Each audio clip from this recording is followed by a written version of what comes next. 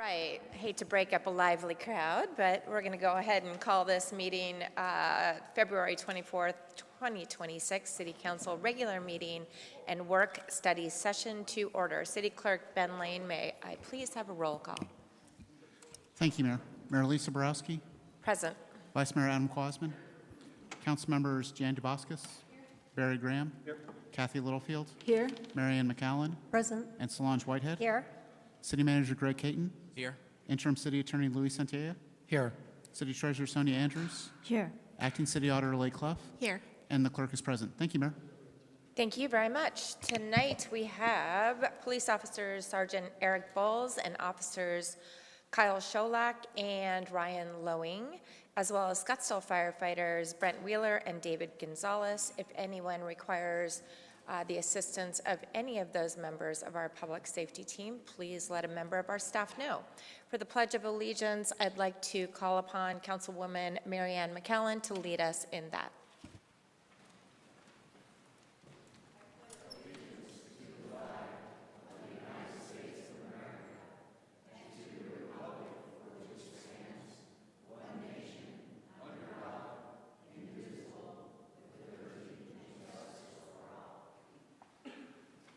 Thank you so much. And for the invocation, I'll turn it over to Vice Mayor Adam Quasman. Thank you, Madam Mayor. For tonight's invocation, I humbly would like to call up Jake Bennett.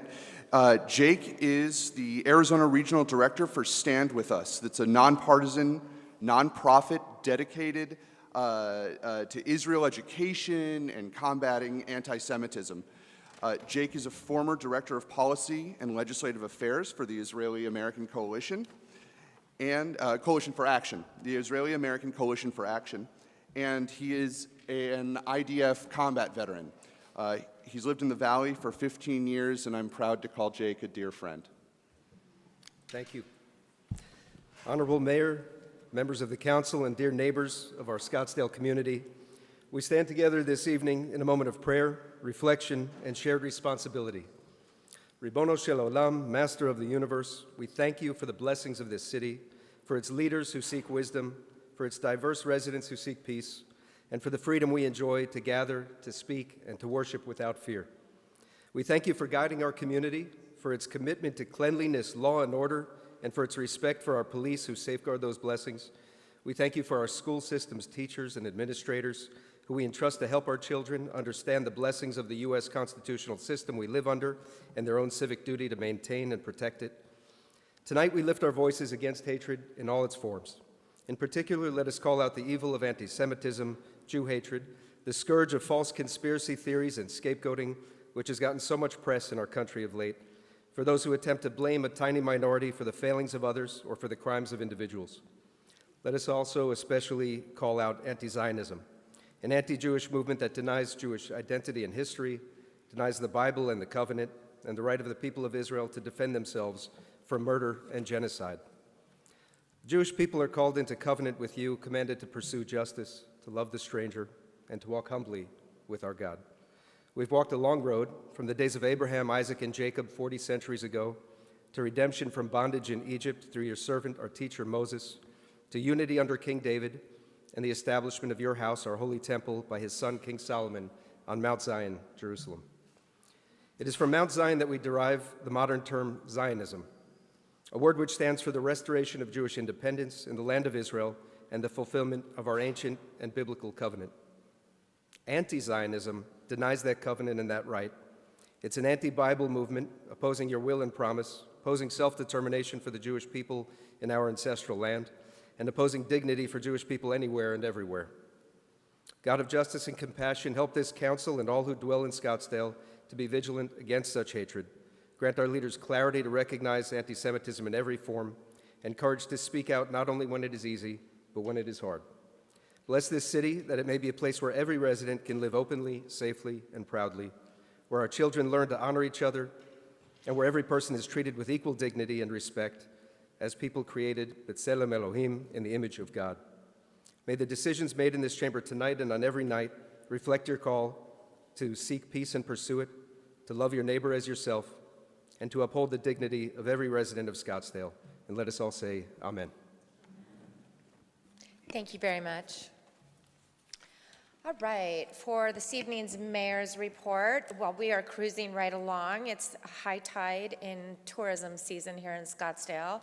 And this past week, actually 2 weeks, we saw the Arabian Horse Show, Scottsdale Horse Arabian Show, which was another huge success, drawing 175,000 attendees over 11 days with over 1,600 horses visiting our community, some of which are from here, and 250 vendors were there. Their media audience was over 10 million views. So what a great broadcast and success for our show. I have here a picture on the screen, which is a friend of mine, actually, Eddie McCain, and his gorgeous horse, Nat King Cole, who was the fourth year in a row the winner of the Arabian costume class, which is quite the feat. I think that's probably a record. I'll have to double check that. So lots going on. And then, of course, we had the kickoff for Scottsdale spring training right here in Scottsdale at the Scottsdale Stadium. So the Giants spring training opener was this past Sunday. So that was exciting. Encourage all of you to go out and check out a baseball game if you have the time and the interest. What a great day it was out there. And in addition to those reports more locally, I'd like to take special note of the U.S. men's hockey team who won the Olympic gold medal this weekend in Milan, defeating Canada 2-1 in a thrilling overtime finish. And the game winner came from Jack Hughes, who delivered the decisive goal just 1 minute and 41 seconds into overtime. Yes, indeed, but wait for it. Listen to this. And I am very proud, we are very proud to recognize Austin Matthews, who grew up right here in the city of Scottsdale. And he's become, yes, did you know that? Did we know that? He has become one of the most accomplished hockey players in the world, and Scottsdale celebrates him and the rest of his team for being part of the historic U.S. win on the Olympic stage. And so very inspiring. Our youth sports programs are just unparalleled, and he's evidence of that for sure for our city. And a big congratulations to all the winners that we've seen over the last, including, I think, the Giants won, right? Oh, yeah. Yeah, they won. I was at the game. I knew that. All right. Such a baseball fan. I'm kidding. All right. Moving right along. Presentations tonight include the Experience Scottsdale update, and Rachel Sacco, one of my personal faves, will give us that. And of course, she's the Experience Scottsdale president and CEO. Good evening, Rachel. Thank you for joining us. Thank you so much. Good evening, Mayor Borowski, members of the council. Thank you so much for giving me a few minutes of your time on this very, very busy agenda. But I think it's important that you hear some of the highlights of what we've been doing with our recent programs and promotions on behalf of our community and on behalf of our residents. So you have tasked us with 17 performance standards on behalf of the city. And I just sent you our second quarter report. And if you had a chance to look at it, you saw that we are on target to not just meet, but possibly exceed every single one of those standards. We're also beginning our work on the next fiscal year program of work for 26 and 27, and that will be our strategic business plan. I'd love to invite you to an open session to meet with my team who can bring that program to life for you. Also at that meeting, I would like for you to hear from some of our select Scottsdale Resort general managers who can tell you what are the challenges they see ahead, how can Experience Scottsdale and the city help them, and what are the opportunities that Experience Scottsdale can assist them with to make sure that next year is really productive. So I hope that you will be on the lookout for that invitation. So you have also charged Experience Scottsdale with branding, the branding of this incredible community, Scottsdale, as a luxury destination. Our focus for our marketing is to generate awareness of this destination that also drives overnight business to support our community's quality of life as well as our economy. I think we all know that $3.7 billion annually is generated from the tourism efforts with Experience Scottsdale and our industry that really helps our residents, helps our city, keeps our taxes low, and also helps our amenities stay high because tourism is alive and well in Scottsdale. So what we are targeting is actually based on economic return, visitation data, and we're targeting those particular personas. Those are some of the personas that we have actually created so that we have a better feel for which one of those has attributes that we can market to, because they're also in our luxury category. So those are part of our effective target marketing. We currently have about 18 primary markets throughout the United States that we have marketing and advertising to. We have an additional 22 more. So we have about 40 of our markets that we're marketing to on a year-round basis. And that is really, really important because it also allows us to not only have a saturated audience throughout our target markets domestically, but we also have key international target markets that we're also marketing and advertising to, as well as a year-round approach to our seasonal visitors, those who can come during summer and off-season as well. But equally important is how we tell Scottsdale's story. We are a luxury destination, and everything we do comes from that marketing perspective. Every campaign that we have is layering on household income, travel, age, behavior, and alignment with those personas.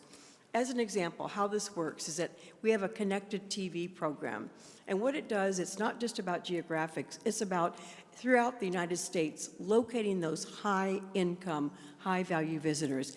And that is who we target. And then once they've seen our ad, we can send them a retargeting ad.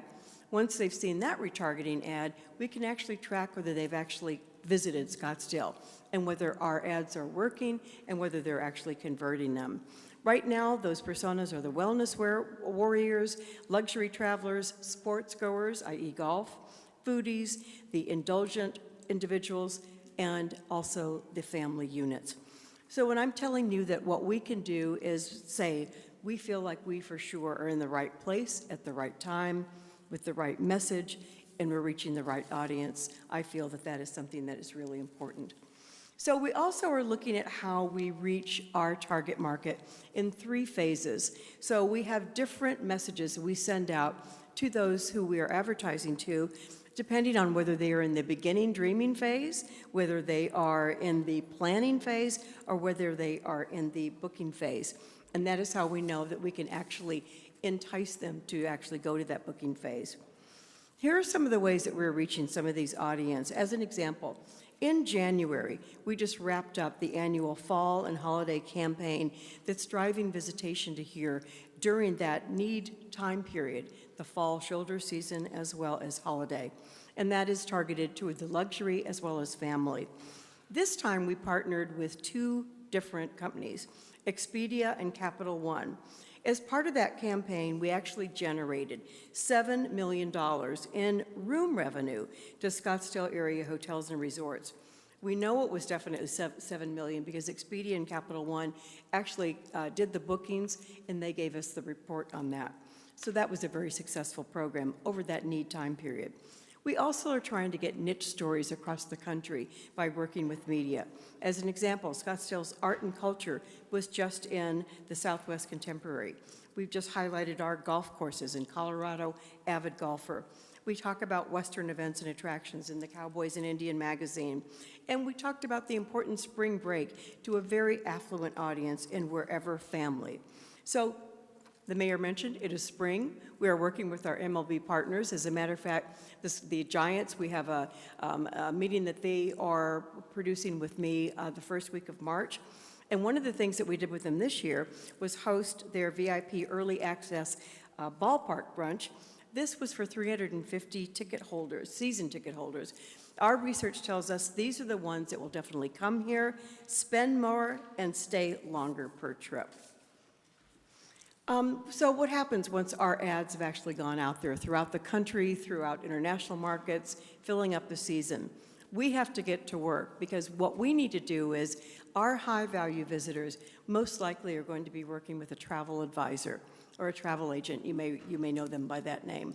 Very few have brick-and-mortar buildings anymore. They're hard to find, but they definitely are working with our targeted clientele. If a targeted clientele is calling their travel advisor and they don't know anything about Scottsdale, that travel advisor is going to send them somewhere easier that they know about. Our job is to go out and find them and to train them one-on-one. One of the ways that we've been doing that is working with luxury consortium that only deal with the luxury agents that work with those high-value visitors. Here's an example of what we've been able to do. We were just invited as Experience Scottsdale to exhibit at a show called Creme de la Creme. It's an invitation-only exclusive trade show that targets those high-end travel agencies that are getting to our targeted customer, and that was in French-speaking Europe. Our team was only 2 of the U.S. suppliers that were invited and in attendance. And most importantly, we were the only destination marketing organization that was there at that show from the entire United States of America. Because of efforts like this, and we're recognized as a luxury product, if you will, we were also able to generate 729 leads and services for our Scottsdale-based businesses. And now each of those leads represents the potential for hundreds of future Scottsdale vacations coming from those agents. I want to also talk a little bit about the meetings market. The meetings market is so important to us. It is the backbone of just about everything that we do. And year to date, our bookings and our leads are up over 7% year over year from this time last year. I also want to let you know that it's over 27% of all of the leads that we've sent out this fiscal year are for new business. That means that that particular company has never been in our database at Experience Scottsdale, or they've never actually been or held a meeting in Scottsdale. What's important about that is that we're fishing where our hotel partners are not fishing, and they appreciate that a lead from us is truly a new piece of business for them. And then lastly, about 45% of all the room nights that we're generating are for need time business. That is our focus, and our mission is really to make Scottsdale a year-round luxury destination. So I'd like to basically thank you for all of the time that you've given me. I have one more thing I wanted to mention. I wanted to make sure I'm looking at the clock here because I know you've got a busy night. We just came back from a trade show, and it's called IMEX America. It is the largest meeting planning trade show in the country that anyone can attend. It's in Las Vegas.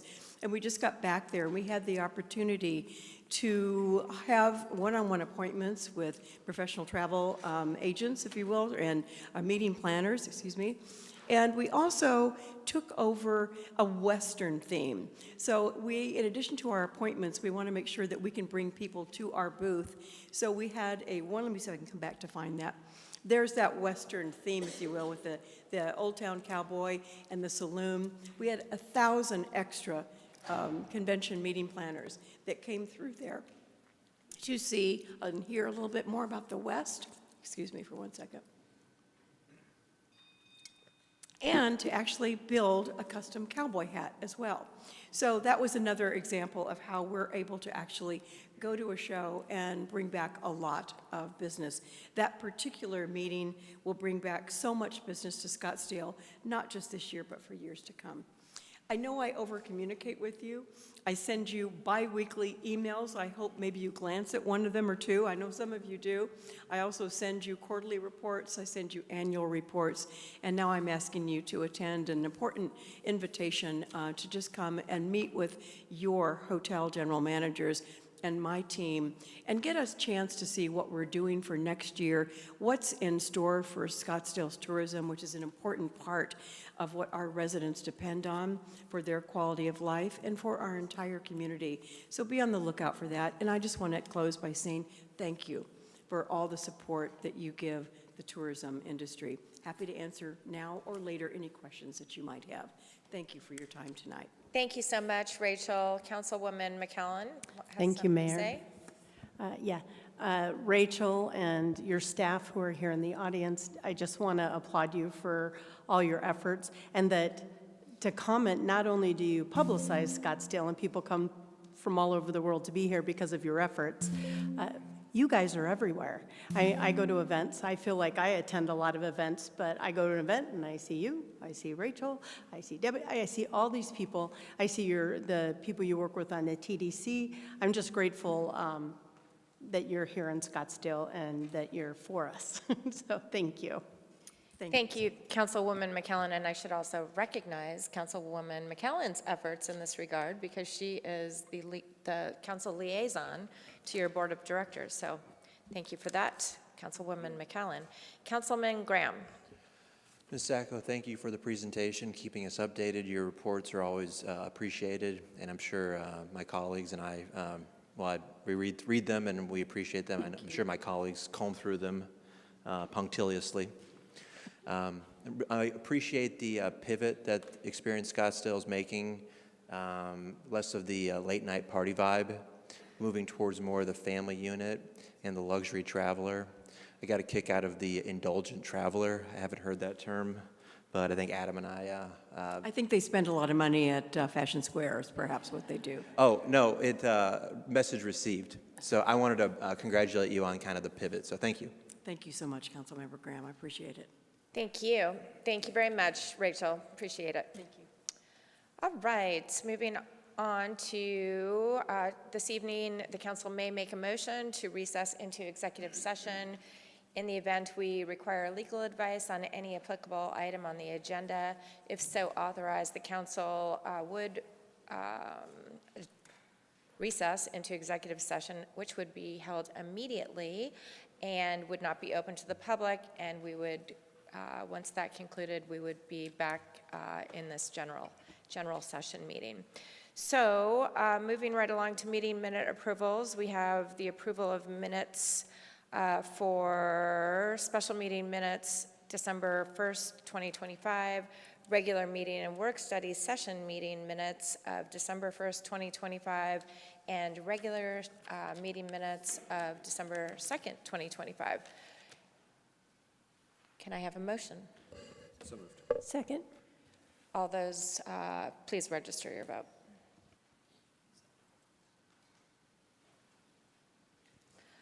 Excellent. Okay, moving on to consent agenda items. We have consent agenda items 1 through 13, and I know there's been a request to pull item number 12. Is that right? Madam Mayor, I saw item number 12 is not a, my understanding is that it is not the actual rate conversation, but rather a vote. It is merely in order to schedule the rate conversation. So to that end, I'm not going to request to pull number 12 at this time.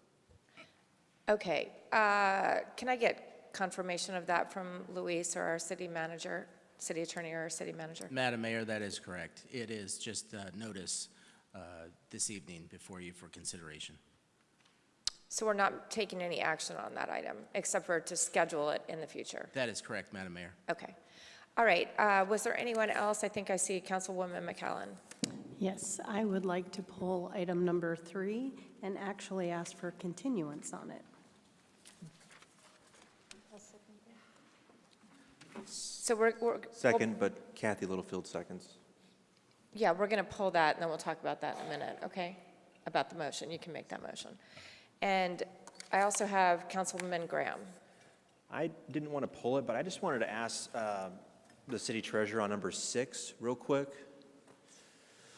Ms. Andrews, if I could just ask very briefly about that. Okay, so it's the investment management services contract, estimated amount of $250,000 to $400,000 depending on portfolio size for the initial 3-year term with the option to extend for 2 additional 1-year periods with U.S. Bancorp.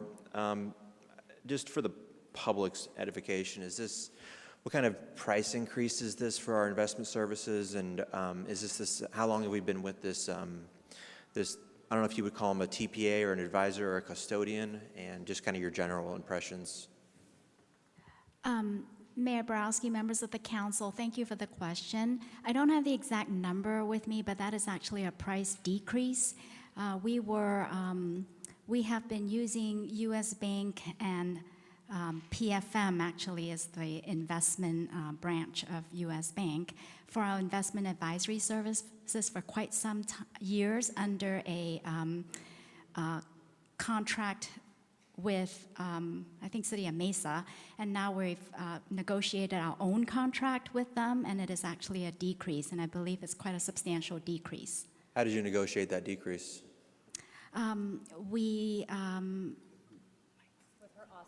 We did an RFP.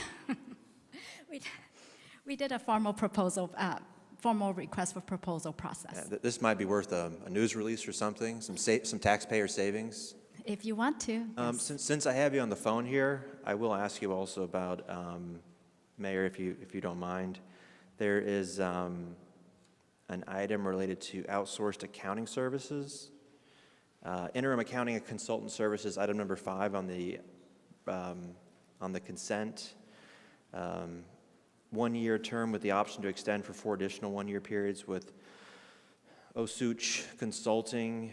Can you just, is this just a accounting labor market issue? Can you just, for the public's edification, can you say just a little bit about that? Mayor Borowski, members of the council, happy to. Yes, we had some retirements and promotions and turnover in the accounting department. So with that attrition, we lost our accounting manager and our accounting director, both of which were heavily involved in putting the annual financial report together and also interpreting GASB guidance, implementation, all the very technical requirements needed for that GASB report. And so last year, we contracted with Osuch Consulting. Dennis Osuch, who owns the consulting practice, was a previous partner of Clifton Larson audit firm. And so he is highly, he has expert knowledge in GASBs and government accounting requirements. We have upcoming accounting GASB implementation needs, and we are actively recruiting our accounting manager currently. We have just recruited our accounting director, who actually started on Monday. Very good. Hopefully after this year, we may not need Osuch Consulting after this year. But That was kind of the question, is whether you saw this as kind of a permanent basis or just sort of a stopgap. Some of those higher skilled, white collar labor markets are pretty tight, aren't they? Thank you, Sonia. Thank you, Mayor.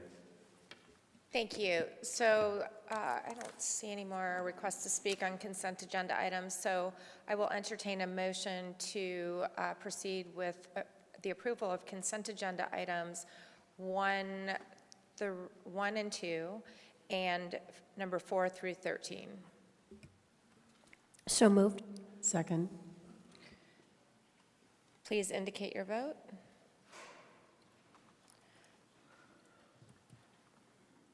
Those consent agenda items do pass, and we'll go ahead and talk about item number 3. Item number 3, you want to? Madam Mayor, I have a conflict of interest, so I'll recuse myself. Oh, Thank you. of course. I have a question for the city attorney. Does there need to be any announcement about the basis for that? I forget the rule on that.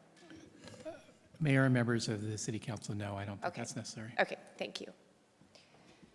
All right, so item number 3. I see we have, let me get to you. Please. Well, Mayor Borowski. Chris Zimmer, there we go. Yes. Thank Mayor you. Borowski, Vice Mayor Quasman, I'm Chris Zimmer from the current planning department, here to present to you LPOs at Troon, the event center, the bar CUP. Thank you, Chris. Yeah, of course. Here's the general site. Here's a context aerial. It is generally located just west of the intersection of East Jomax and North Alma School Road. Detailed aerial kind of just shows the overall development. It consists of 6 buildings with some open space. The existing site is zoned C2 ESL, which is central business, which would require any bar that comes in to seek a conditional use permit for this operation. Some key items of consideration, the Planning Commission did recommend approval 5-1 back in January 28th. There are no physical improvements proposed with this request. There's no live entertainment requested with this request and is stipulated as such. There is no noise or exterior noise proposed with this request. Special events are separate applications to this bar CUP. And then there is sufficient parking provided on site. Currently, there's about 29 surplus spaces provided. The action in front of you today is to adopt Resolution 13594 for a conditional use permit bar on a 3925 square foot site, zoned central business, environmentally sensitive lands overlay C2 ESL located at 10452 East Joe Max Road. That completes staff's presentation. Happy to answer any questions. The applicant is also here as well to chat about her operations. Thank you. Thank you, Chris. And Councilwoman McCallum. Thank you, Mayor. Chris, don't go anywhere. You said there are no stipulations on this. Would there be stipulations if there was a special event? So the special event, sorry, Councilwoman McAllen, Vice Mayor Quasman, Mayor Borowski, there are stipulations associated to the bar CUP and are specific to that operation. Special events are completely separate and are judged by our special events department and reviewed and approved separately. Thank you for the clarification. Sure. Were you going to make a motion to continue? Yes. Because otherwise I'm going to call on the speakers, but I don't want to do that if there's going to be a, Let's have the speakers, do you think? Yeah. Yeah. oh, you're going to wait on that. Okay. Yeah. Councilman Graham. Thank you, Mayor. I appreciate the presentation. I want to hear the speakers tonight. I support the continuance, the possible continuance. I do want to have a chance, though, just to let you know, I want to have a chance to discuss my reservations with the application so that when we continue it and they come back, perhaps they can make the improvements that we desire, make the changes that we desire. But I am looking forward to the speakers. Yes. Okay, good. Mayor Borowski and Vice Mayor Quasman, if you don't mind, if you guys are going to request a continuance, I would suggest we allow the applicant to speak towards it so they can get some direction as to what we should work on. Thank you. So let's take the speakers first, and then we can go from there. And of course, I'll let the applicant speak. Thank you. Doug DaCosta, followed by David Durfee, Dave Loney, and then Howard Lean. And if you just step up to this podium over here, Doug. Thank you very much.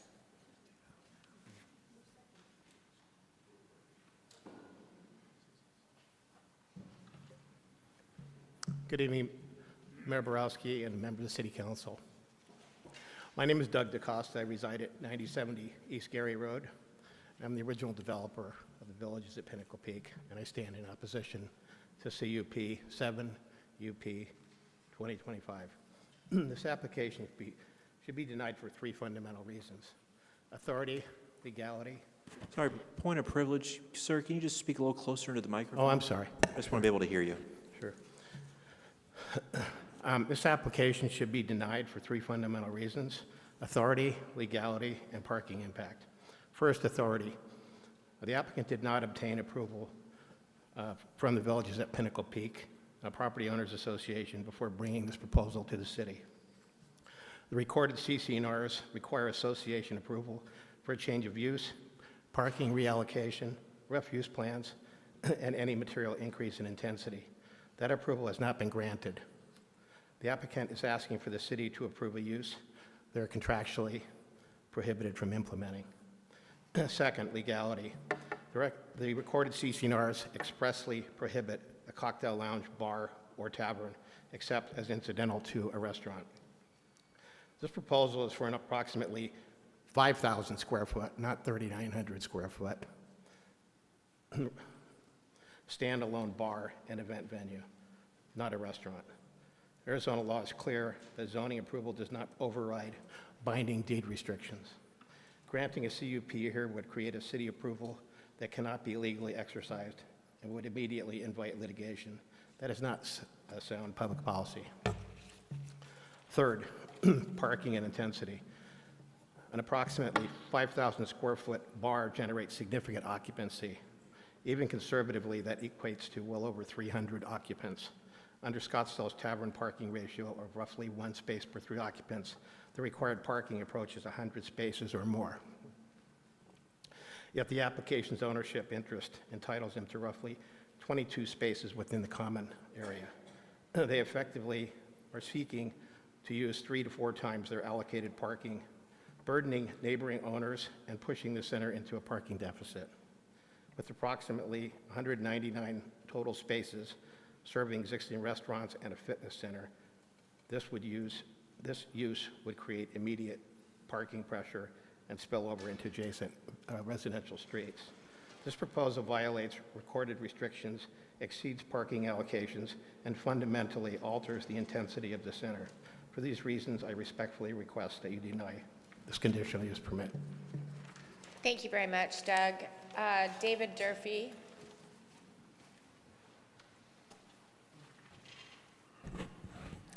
I'm David Durfee. I'm a homeowner in the adjacent subdivision to this area. I wrote an email to the members of the council about a week ago, so I'm not going to repeat that. I've got 2 main issues. First, the whole bar issue. A couple of days ago, I emailed back and forth a few times with Terry, the Alpio's manager. Terry made it crystal clear to me and back and forth in our emails, and I can show you the emails if you need to, that Alpio's has, quote, no intentions of opening up a bar or nightclub, end quote, and that they simply want the ability for, quote, a host to bring in alcohol as an accessory to their private party, end quote. That's what she told me. Okay, so unless Terry was not telling me the truth, why wouldn't it work perfectly well to limit the conditional use permit to something like, quote, as an example, permit or cause alcoholic beverages to be brought to private parties or gatherings but not made available to the general public, end quote. That's my suggestion. That would seem to be exactly what Alpio's says they want and need, and would significantly lessen the bar concerns of my homeowner neighbors. My second issue is the dark sky issue. It's my understanding that years ago this next door business area was required and or agreed to keep evening lights very low. That constraint is quickly eroding. I have seen a recent photo that I think maybe still gets shown tonight, showing the current Alpio's version of dark sky. It's lights, lights, lights all over. I have been assured that if Alpio's is allowed to and continues to light up its building Las Vegas style, like they're doing now, that literally every building owner in this area will follow suit. So much for dark sky right beside my home. And by the way, in the February 24 City Council report under Impact Analysis, section 6.7, it says, noise and lighting will be mitigated through ... existing downward directed exterior lighting. And I'm sorry, that's not true. If you look right now at the existing exterior lighting is most certainly not downward directed. The whole building is lit up. Thank you. Thank you very much, David. Dave Loney.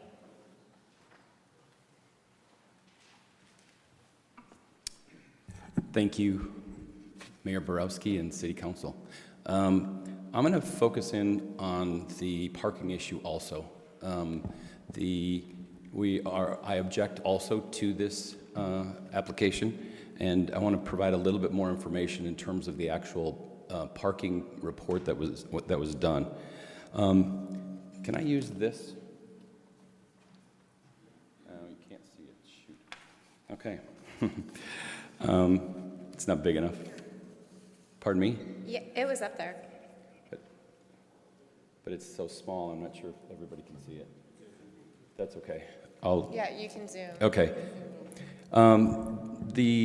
There were for starters, there were 4 flaws in the parking calculation that was done, that the staff did.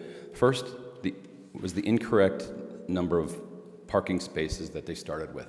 Instead of 2001, it's actually 195. They used the wrong square footage for the applicant's building. which was 4,900 instead of 4,220. They took the word of the applicant in terms of actually saying that one of the buildings was going to be changed to a restaurant, or to retail, when it was currently a restaurant, which made a difference. And then the fourth one is the big one, where they used a rate of 1 per 300, which makes absolutely no sense based on the fact that 62% of the site, there's 2 restaurants and there's a fitness center. And so the parking that was done, or the parking study that was done, if you did it based on use, in terms of 1 per 120 for a restaurant and for the fitness facility, the difference is 100 spaces. So they're 73 spaces short. And so it's not even close. So what was done is not reality in terms of what would happen up there from a parking standpoint. And we've run all the numbers, and I'm happy to share it. We tried to actually share it with people, and we didn't really get much of a response in terms of, but we would love to basically be able to share that with you guys.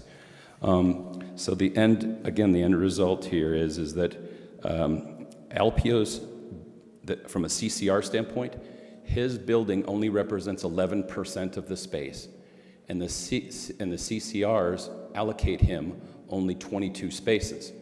He used 6 of those for a loading dock. So right now, he has 14 spaces, and basically, according to this, it's 62, okay, of what that would needed.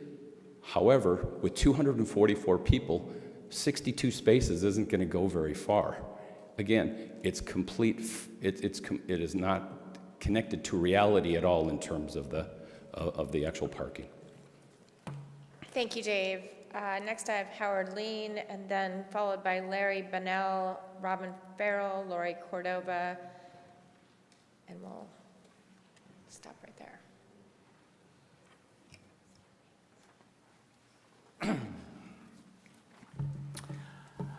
Thank you, Mayor Borowski and City Council. My name's Howard Lynn. I'm a resident of Scottsdale for the last 38 years, an active business person in the community for the last 35 years. Doug DaCosta and I funded the construction of this center approximately 15, 16 years ago, and did it with great thought. We put a lot of thought into the parking issues in the very beginning. We planned the building usage from the very beginning, and there's been an evolution of use. But the fact of the matter is, parking is the nemesis of the project. It always will be. And I know as City Council, if you didn't have bars and parking to talk about at each session, most of your meetings would probably be cut short by an hour or two. So we're here again to talk about bars and parking. So you might wonder why the ownership group is so absolute passionate about what affects them on a long-term and a short-term basis up here. And I think that I'm going to share a picture. It's going to have something to do with trust.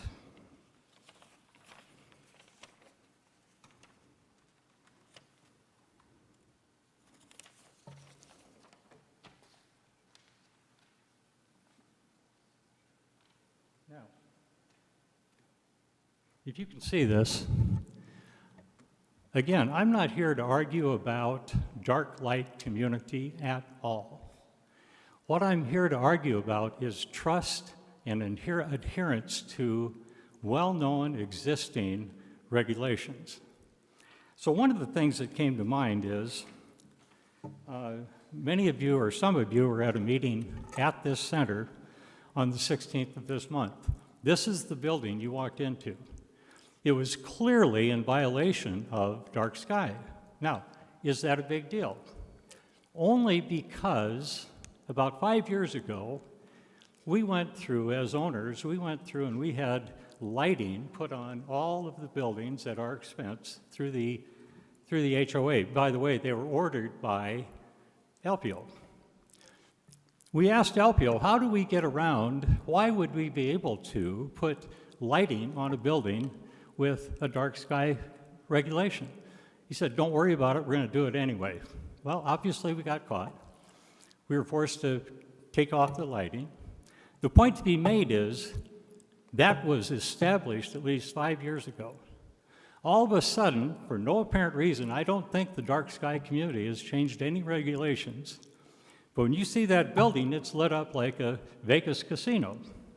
Now, this has to do not with the regulation. It has to do with the attitude of the principles of the project. Is that my bell to quit? Okay. There's a violation, there's several violations that have occurred at that site that have been left up to the owners of the other buildings. Not one of the owners in the entire complex are in favor of this license being granted. Not one.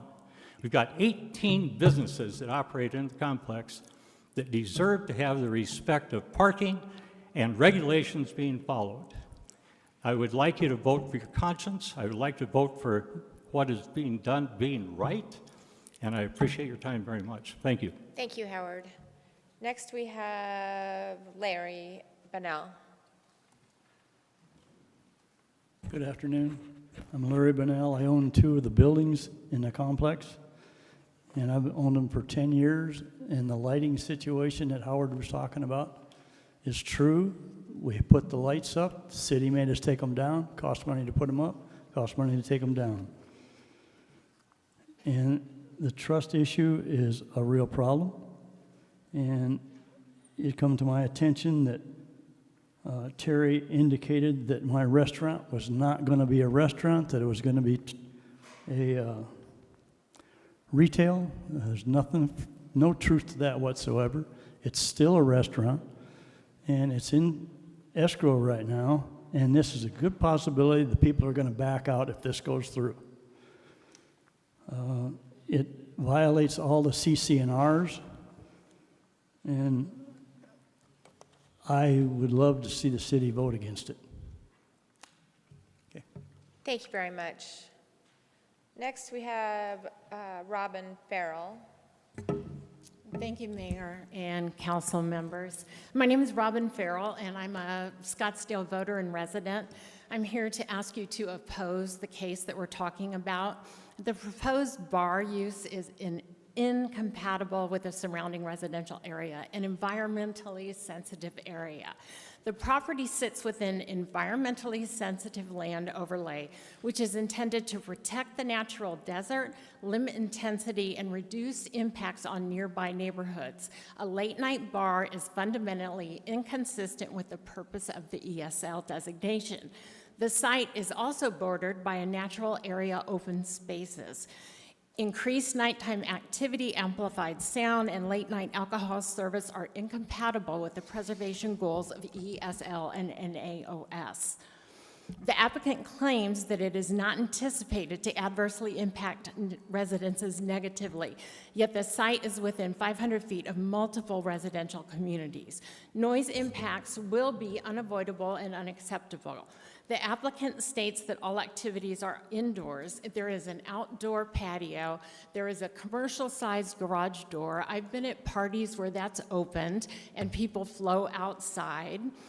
A bar that's running or allowed to run state-allowed liquor hours would mean up until 2 a.m., which is absolutely disruptive to the neighborhood and the quiet surrounding of the ESL. I'm going to play for you some noise that happened Saturday night. This is just off my phone.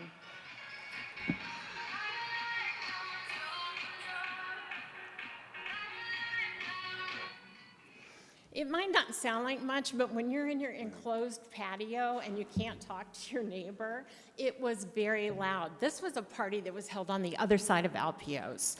The noise reverberates, it echoes, because we are located between Pinnacle Peak and between Troon. So everything is amplified and very loud. The other thing, the parking, I'm not going to go into. The numbers don't add up. It's required to have 53 spaces. There's a total of 211, which leaves a deficit of 23. We have farmers markets on Saturdays, and we love them. But the parking condition is overwhelming. It goes to the businesses that are not wanting to provide parking there. Basically, in order for you to approve this, you have to prove that it will not be detrimental to the public health, safety, and welfare, that the use is compatible with the surrounding areas, that the use will not adversely impact nearby residential districts, and the use will not disrupt the balance of daytime and nighttime uses, and that adequate parking is provided. I support this shopping center. I'm a member of the gym. I get my nails done there. My insurance agent is there. I bought my gun there, and I eat at Pinnacle Grill. So I like the shopping center, but I am strongly opposed to this, so I ask you, for the reasons of noise, late-night alcohol services, insufficient parking, existing congestion, proximity to homes, and protection to this environmentally sensitive area, please vote against this. Thank you very much for your time. Thank you, Robin. Next, we have Lori Cordova, followed by, is it Don Postal or Dan Postal? I think that's Dan back there, isn't it? That's Dan, yeah. And then Timothy Lasota. So we'll hear from Lori Cordova. Thanks. Actually, I'm going to go ahead and let Dan go so he can on everything I wanted to talk about. Okay. Well, you can donate a little time if you need. Okay. Thanks. I'll make it really quick because, kind of like Lori, I think everybody's already hit on everything, so not to be redundant. But big picture, what I would say is that what's most concerning is that the CC&Rs right now do not allow the use. And seeing kind of this group here and the fact that the applicant has not worked with the other property owners in the association, the board of directors, to actually get approval, and we're in a situation where all the tenants in the complex and all the other property owners oppose the use, it would be disheartening to see the city then go ahead and approve the use and put, it's the neighbors in conflict with this one property within the complex. Thank you. Thanks, Dan. Appreciate it. Timothy Lasota.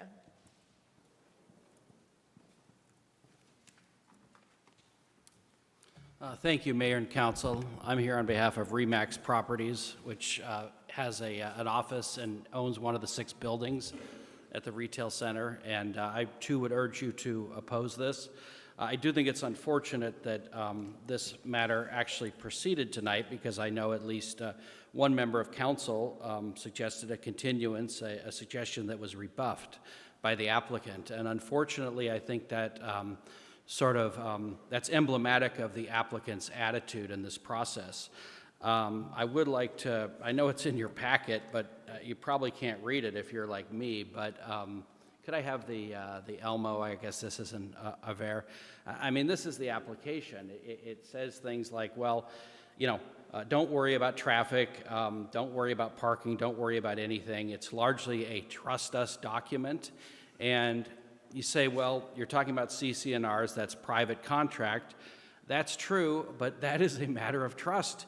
When you have someone who doesn't care what the CC&Rs think, that goes into the trust factor. The presentation was very brief tonight because we know very little about what is actually this applicant would be bound to. And I know when the applicant's representative, Ms. Treebwasser, gets up here, she's going to say all kinds of things about what they don't plan on doing. Well, I mean, that doesn't matter. It matters what they can do. This is the applicant's own architecture firm, and you'll see right there, what's our occupancy limit? 182 bottom and 62 on the mezzanine. That's where we get the 244 potential occupants of this building. That's a huge number of people for this center. When they had the open house, one of the comments that most struck me was, and I think it was echoed by one of the residents, is this was another resident, and they said, look, we don't have much retail up here. We would love to have more options. We would love to have more retail. But this huge event center with a bar license is going to it's going to kill off the retail what we have. That's not an attitude of we just don't want things. That's an attitude of those are the limitations of this neighborhood. I live here. I know what it's like. I know the parking. I know there was a lot of talk about Old Town Tavern but right before the Planning Commission meeting, and that's got its own issues. But if you look at that on a map, I mean, there's all kinds of different things. You know, that's right smack dab in the middle of a commercial area. This is not. This has nothing but desert and residences and streets that don't allow parking around it. There is nowhere to go from here. I would also say that, you know, in terms of the use permit, I don't think the applicants even come close to meeting the applicant's burden. It is supposed to be the applicant's burden to address all these things. They barely even brush on them in their application. I think you should turn this down outright and send the applicant back to the drawing board completely. Thanks, Mayor and Council. Thanks, Tim. Appreciate it. So now I would like to, Councilman Graham, I want to hear from the applicant. Did you want to? Oh, that's fine. Okay. Let's bring up Lori? No. Terry, excuse me. Hi, Terry. And please introduce yourself at the podium. You're representing the applicant, right? LPS? Okay.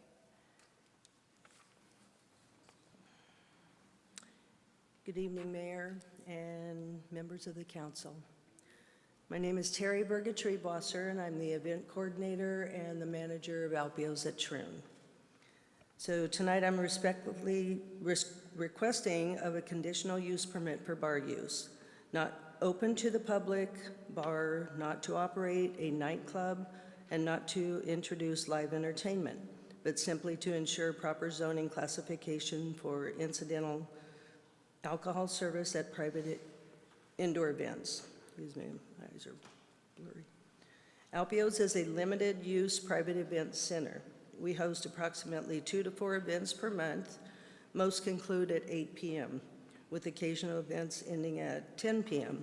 Cars and Coffee is held on Sunday mornings from 7 to 10 a.m. We're not requesting expanded hours, outdoor amplification, and daily bar operations. There's been some misinformation suggesting we are opening a traditional bar with live entertainment. This is not accurate. This application was filed based on staff direction to ensure we are fully compliant with city code. Parking has been raised as a major concern. I want to address that clearly. City planning staff reviewed and recalculated parking based strictly on the square footage and code requirements applicable to my building. The city determined that the parking is adequate under Scottsdale standards. My events occur only a few times per month, indoors under a voluntary occupancy at 120 guests on average. There's not been a documented pattern or reoccurring safety or emergency access violations ever filed with our operations. I respectfully ask for consistency in how parking is evaluated. I am being calculated strictly under the code for my building allocation within the complex. At the same time, other uses within the complex, including the weekly farmers market, generate significantly higher attendance and parking demand on a weekly basis. That activity is separate from my private indoor events and is not calculated against my allocation. I have made consistent good faith efforts to work cooperatively with the HOA president and neighboring owners, including voluntarily relocating Cars and Coffee to Sunday mornings to reduce the traffic impact, agreeing to cap the 120 guests commonly, as my parties are much smaller than that on average, and committing to operate under the same liquor compliance standards and city regulations applicable to the existing restaurants and bar establishments within the complex.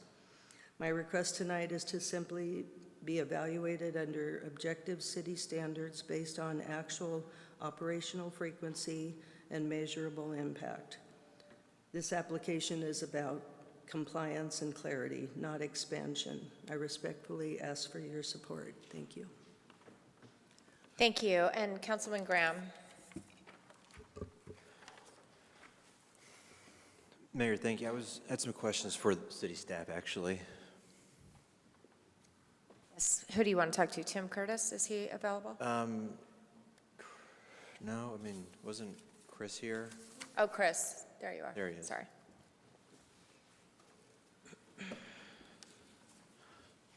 Wow, he's fast.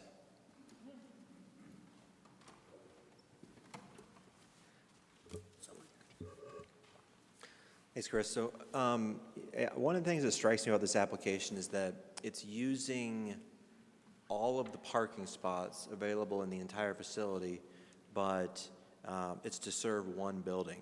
Do you know off the top of your head if Alpeo's just had existed on its own, what would the number of required parking spots be? I think this was covered, but I just kind of wanted to. Yes, Mayor Borowski and Councilman Graham, I believe that equation comes out to 52 spaces. Yeah, that's what I was thinking.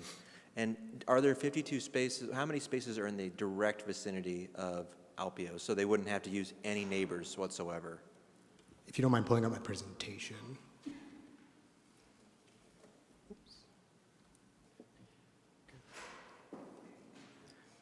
So again, the site is covered in red right now, and there are 196 spaces included in the common area, which is designated for all of the building owners. Yeah, I understand that, but I just don't, like, have you counted the spaces that, like, that are just around, that just circumvent the more speed?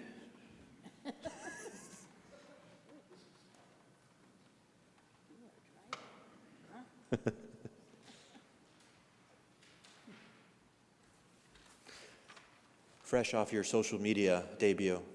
I saw that. So as an exercise... You're out, yeah, the microphone, you get it. Councilman Graham, as an exercise of part of this, I printed out an aerial and I went through and individually counted every parking space that was available currently, and that equated to 196.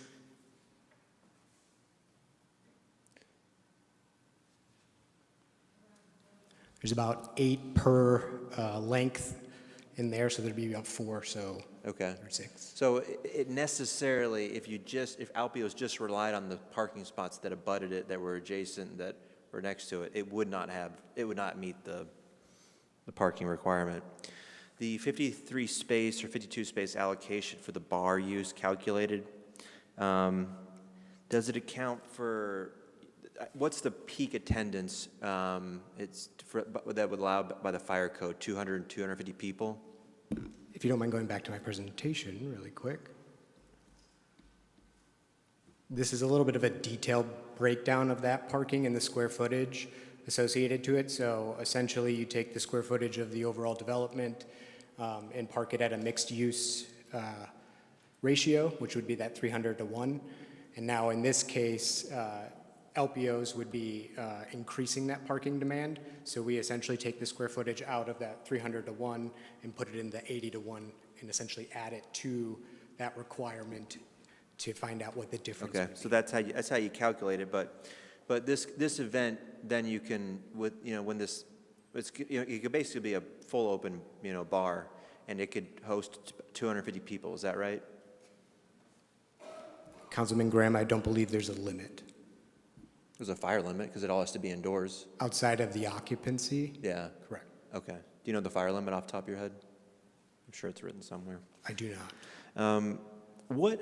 In the businesses that surround it, how late do they operate? Because you could think about, well, we could just allow this after 5 p.m. But these aren't all like insurance companies. There's some businesses in the area like a gym and a restaurant. How late do the other surrounding businesses operate till? Yeah, so the businesses are just small shops, nail shops. Of course, there is the gym. They are 24-hour, but it's a come and go. Sometimes I see maybe 3 or 4 cars out there. Yeah. Usually evening, people are not there. Most of my events are Fridays and Saturdays. Okay, and then back to Chris, for staff. The application says the proposed use is not an after-hours establishment. Is that right? Councilman Graham, that is correct. What is the definition of after-hours establishment? I believe it doesn't operate between 1 a.m. and 6 a.m. Does that sound correct to you? Yes, Tim is shaking his head, yes. Okay, so does that mean that the events here could go until 1 a.m.? Terry might be able to answer what her hours of operation would be. But I'm not saying what she plans. I'm asking you what can she do? Ultimately, it would be governed by her liquor license Yeah. for serving alcohol. So Okay. if the Series 6 is ultimately granted by Okay. the state, then it would be 2 a.m. So I don't understand that if the application says it's not an after-hours establishment, but she can legally go until 2 a.m., is the application wrong? So different liquor license application types. So this would be for a bar which goes until 2 a.m. But why does the application say not an after-hours establishment? In our code, there's a specific use for after hours in addition to a bar use. So can we supersede, does that trump the liquor license? Does that supersede that? I think your question is if you ultimately stipulated Yeah. hours of operation, yes, it would. Okay. We see there's no overflow space for customers to park. Have any measures been made to,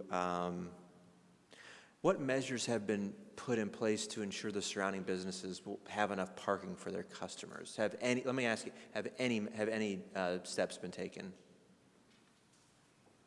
Councilman Graham, I guess we would use, again, the general code to understand what the parking demand would be. Have there been any efforts to secure off-site parking agreements or other types? I know there's like a storage place across the street. Have there been any efforts to secure additional parking?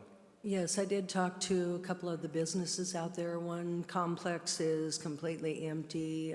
They said that the owner does not allow parking. And then another was at the other business next door that they have had issues with the farmer's market, and because of that, they declined to. So you didn't have anything secured in writing to this point? What?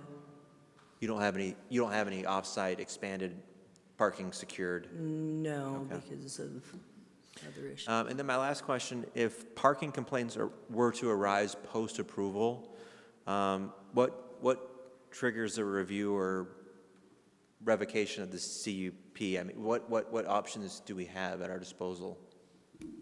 Councilman Graham, yeah, ultimately, if there would be a violation associated with the conditional use, then it could come back to the city council for ultimate revocation. Okay, I guess one more last question. Could we add stipulations? I like the idea of at least a continuance, but could we add stipulations that that we can limit the hours that they can operate? Is that something that's legally possible? I'll turn to my attorney, but I believe so. Mayor and members of the council, yeah, potentially there could be hours stipulated on the CUP. Potentially? Yes. Thank you, Mayor. Thank you to the applicant and to the city staff. Thank you. Councilwoman Whitehead. Just a quick question, probably for Luis, and good questions from my colleague here. So a CP, regardless of what the use is by the applicant, the current applicant, a bar CUP can then be transferred to a different user, a different lease for the same facility, and have different and not comply with, or be quite different from the current use. Is that correct? Mayor and members of the city council, that's correct. The CUP runs with the land, so it's not unique to the particular applicant. One thing that the council could do and has done with medical marijuana dispensaries is set a time limit. For example, that they're good for 5 years, and you could do so in this particular case where they're required to renew it. Okay, thank you. But I have found that to be difficult. I find it difficult to revoke a CUP or change it. Yes, it would require violations. It would require a hearing at the city council level. There are lesser options where if you violate the stipulations of a conditional use permit, you can be issued a civil citation. Thank you. Thank you. Vice Mayor Klausman. Thank you, Madam Mayor. I just have and if this was already stated and I missed it, I apologize, but I just want to know what percentage or how many, first of all, how many total businesses are on that on that full pad, and then what percentage of them close, or how many of them close prior to 5 o'clock, or at 5 o'clock and are no longer occupied after 5 o'clock? That was your question? Yeah, so there is the grill, that's one building. Then the restaurant that just sold, Larry's place, that's the other building, building 2. Building 3 is a gym. And then in Larry's... Sorry, just real fast. Can we see that with the map? Yeah, so we could see what we're looking at. And just the reasoning here, so everybody knows at home, who's following along in the audience and at home, we just want to know, there's just a reasonableness factor here. If people aren't around, right? If they're not around, like my law office closes at a certain time, my parking spot is empty, right? But if there are businesses that are going on at that time, then the parking spot would not be empty, right? So. Okay, so... I'm asking the applicant. So we went over the grill, and then the new restaurant that's going to be opening, and then next to that, and these are all across from Alpio's at Troon, the gym, and then directly across on the north side is about four businesses in there. Half the time they're not open, or they close at least by 5. They're just small businesses, nail shop, small little gym that she kind of takes customers as they come and go, and then a spa, facial place that maybe has one car there, and then the other is more of a, they do, what do I want to say, the sprayers, misters around your house. And they're more of a warehouse, so 1 or 2 employees there. So there's never a parking issue there. So I guess just to be a little bit more clear for if there is a continuation, a continuance, if we can have that broken down by parking spot allocation, I think that'd give a lot of clarity to the council. Okay. Thank you. Terry, sorry I got your name wrong. I know you from Alpio's. Yeah. Sorry about that. So seems to be a lot of confusion here, and at least I'm hearing 2 very different stories from the parties. So I have a question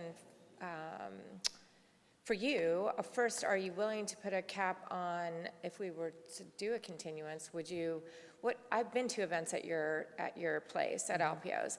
They're very intimate, they're very quiet, they're very not at all like what's being described. Are you going to have a bar that's open to people just walking down the street? Is that what you're planning to do? No, the only reason I am doing this, I was asked to do this to be in compliance with the city.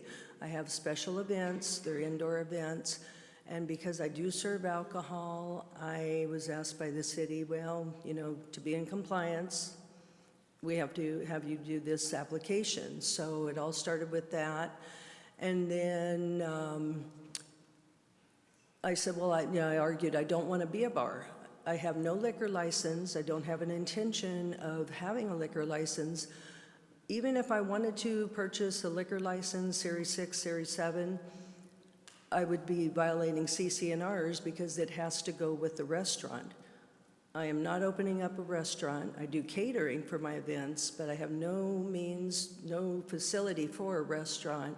The new owner, Dwayne Smith, he does not want to do restaurants. I'm just doing the events, cars and coffee, just to, do this for the new owner. So you're not getting a liquor license? No. Okay, so because it seems to me you're doing exactly what you've been doing.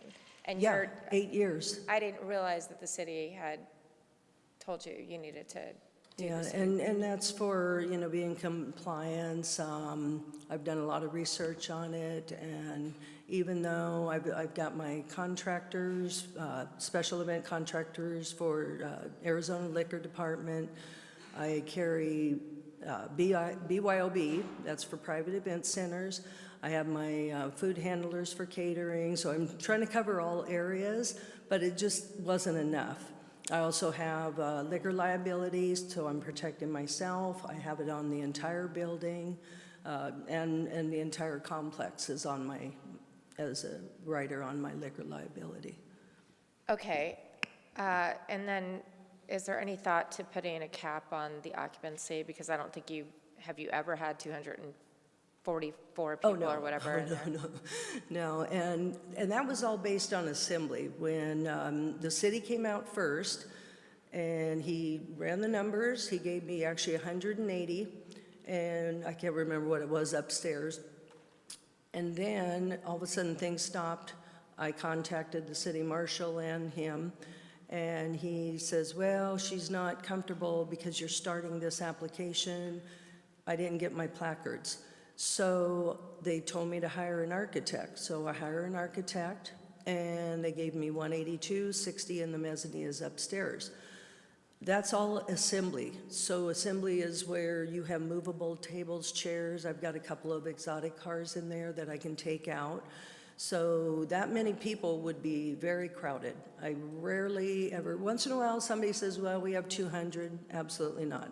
I don't want to handle that many people. So at the most I get maybe 125, and 40, 50, 70 people is the average party that I have. Okay, and there's been some contradictions about your square footage. What is the square feet now that you've had an architect? Just shy of 5,000 square feet. Okay, so the 4995 number is closer to the real number. All right, well, I don't have any more questions. Hearing that it's just you're codifying, if you will, your ability to do what you've been doing for 8 years. Yeah. I just think there's a breakdown in communication, honestly, and I think that maybe it would be helpful to get together. And I was not going to support a continuance, but I see an opportunity to have some safeguards in the application so that all your neighbors aren't, upset about this. And it is a small community, so I understand what's going on here. Have you ever had complaints about the events that you've been doing for 8 years? Absolutely not. I keep everything indoors. If we have a DJ playing, typically our doors are shut. I do have the roll-up doors, small little patio. I have a fire pit out there that people can go and get fresh air. They can sit and play a little game that's there. But when I had my 2 open houses, I had all the neighbors come. I even had the city officials come on the second one. I asked them, have you ever heard any noise coming from Alpio's? Nobody spoke up. I had several neighbors around that neighborhood. If there was noise on the 14th, that was a huge party, 2-day wedding, and we got calls saying, what's all this noise coming from your place? It wasn't us. If I do have an outdoor event, like Cards and Coffee, we're required to get the special event. And so I have to have that. I have a solo guitarist outside. I keep the noise low. Nobody goes outside my building, especially if I'm serving alcohol. I'm kind of a watchdog on that because that's on me. Alcohol does not belong outside. I have placards on my gates. If they want to sit out on the patio, then they can do that. Okay, Councilwoman Whitehead has a couple more questions here. Well, I guess I want to stress that this is about the CUP itself. So it's not about your operation. It's about what we're approving. And I think staff can perhaps come back. I'm going to support a continuance because I'm concerned about, a CUP for a bar. I mean, that's what it is, and I guess I need more information. I'm sure I'll get it from staff on how we can approve a CUP for a bar and get that bar. You may not be getting a liquor license, but I think that does open the door for the next operator. And Okay, and I have one final question, and it's for our city attorney, interim city attorney. Luis, there's been some commentary, and I heard from some people that were, interested in the outcome here about the POA, the CCNRs for the POA there. The city doesn't make these approvals based on private agreements, on deed restrictions, is that right? Mayor and members of the council, yes, Mayor, you're correct. We don't take into account CNRs when we are approving things. And so that is a private action that would have to accrue. Mayor, that's correct. Okay, I don't have anything further, and Councilwoman McAllen. Thank you, Mayor. I am going to move that we continue this so they have the time to answer the questions that all of us have had about occupancy, the difference between time, size of event, noise, lighting, etc. I'll second that. All right, please indicate your vote about the continuance.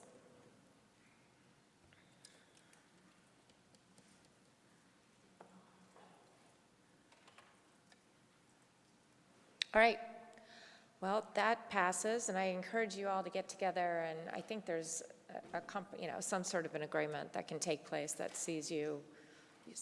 provides for your success on this, hopefully. All right, thank you very much. Thank you, Council. Okay, moving right along to the regular agenda, we have item number 14, state legislative update, including bills of interest to the city of Scottsdale. And the presentation will be provided by Sarah Sparman, Government Relations Manager, and Dr. Mark Osborne of Kutak Rock. Thank you. Welcome. Good evening, Mayor Borowski and members of the council. We are almost halfway through the legislative session if they stick to the 100-day requirement. Mr. Quasman, I probably laughed at that one. Today we have Mark Osborne. As you might recall, we did a presentation earlier this year, just kind of opening day, what we were expecting for the legislative session. In the last 44 days, we've had a lot of progress, a lot of opportunity to see different issues introduced at the legislature, and so I'll let Mark kind of take the realm and offer you some insights.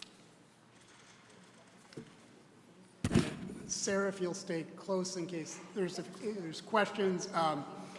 It's been a good, productive session so far, and I think Sarah, Dan, and I have kind of gotten our training wheels off now and didn't have much time, but jumped right into it. So I'll just what I'm going to try to do here is kind of give you a sense, highlight a few bills. I encourage a lot of questions or a few questions, whatever you would like, and we can kind of go from there. So to give you a sense, Sarah said, we're on the 44th day. I think we're going into May or June, most likely. I'm not as optimistic. The one thing that I will note is I think the legislature has taken the idea of quantity over quality fairly sizably. And to give you a sense, and I'll get to the next slide, but in my 30 years of lobbying, you'll notice the bill number, 4,000, they ran out of numbers for House bills. And you have a picture here of Jeff Wendinger. Now, the 4001 bill is a really good bill because it's my wife's, but I've never seen that kind of volume. I mean, it's just amazing. And what we're seeing is a lot of duplicate introductions. I mean, just the volume is, and it's been a huge challenge, I think, for the whole team, just sifting through what's real, what's not. The agendas have been packed and long. So this is the busiest session in terms of volume, not necessarily intensity of issues, but in sheer volume. And it was kind of funny, like no one knew when the 4,000th bill was, and then they gave him a little surprise when he did his bill. As Sarah mentioned early on, Here are some of the key deadlines. We are through what we call crossover week. So all of the major bills have gotten either out of committee, and now, literally today, and all this week, each house is going to be voting as a whole body on about 100 bills a day, and then they're going to swap. To say that there is a detailed review of 100 bills a day is not accurate. And I think what normally happens is they're going to pass all these bills and they hope the other house tends to clean them up. So there's a lot of works in progress, a lot of things being negotiated, and then a lot of bills where they say, well, we'll just pass it and hopefully someone over there will take care of it. So we're dealing with a lot of that. And one of the strategies that the team and I have been working on is where some of these bills can be either amended, fixed, stopped. Sometimes it's in the primary house, sometimes it's in the secretary house. And so that's a lot of the strategies that we're deploying. A lot of the bills we'll talk about are kind of works in progress where there's ongoing negotiations as well. So when I came to you prior to the session, I said tax conformity is going to be a big issue.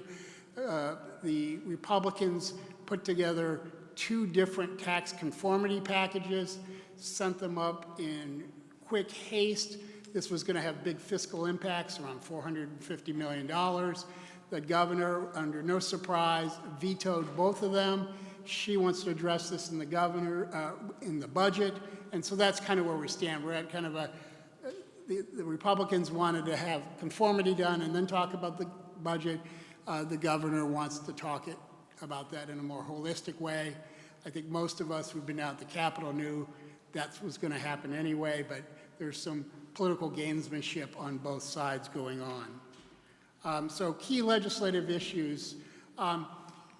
When I talked to you at the beginning, I think one of the kind of key positive things that we had this session is we're starting to get a lot of momentum in the short-term rental space. There is growing concern, and I listed unfortunately all the bills in red have died, but I mention and show those bills to you because we're seeing a lot more volume and we're seeing a lot more interest. Scottsdale, along with a number of other municipalities, worked in a stakeholder process through Representative Bliss, who represents Sedona, who is probably the city that is most impacted in the entire state by short-term rentals. And the bill basically strengthens a lot of the tools that we have on the enforcement side.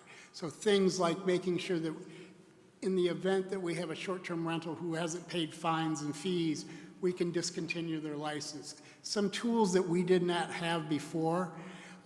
We were able to reach agreement with the Airbnb lobbyists on these things. The bigger challenge that we're facing, and I know one of the big issues for the council, is how do we restrict the volume and number of short-term rentals? The biggest challenge there that we found in the discussions is Proposition 207, the regulatory takings law. And the concern or the challenge is if you restrict people, the kind of density of it, you're taking away someone's property right and they may be subject to compensation. And so that's going to be an issue that's going to be a challenge to work through. But I think the trend line is good. I think we have some measured reforms.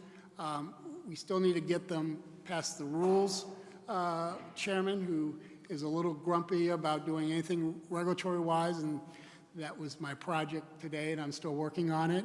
But good news is I think we're in the right direction.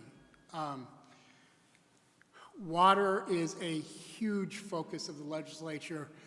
The biggest challenge that the legislature has is with the federal discussions being dragged out, no one knows what to do. The president of the Senate, in a bipartisan fashion with the minority leader, have retained counsel to provide comments and letters along with the governor. So there's a lot of collaboration between the legislature trying to make sure that we protect our Colorado River allocation. You'll see HCR 2030. This is basically a bipartisan effort to say, hey, as a legislature, we support some of the strategies that the governor is arguing for in the Colorado River discussion. The one bill that I will flag as being particularly problematic, specifically for Scottsdale and also the town of Queen Creek, is the folks in La Paz County want to put a tax on Halo water transfers. So they want Scottsdale and Queen Creek to pay a tax to La Paz County so they can build their water. We've been pretty successful at working with our delegation and also the Pinal County delegation to get opposition to this. I don't see this as a long-term risk. I think the bill hopefully will kill it in the House. If not, we have some great places to stop it in the Senate.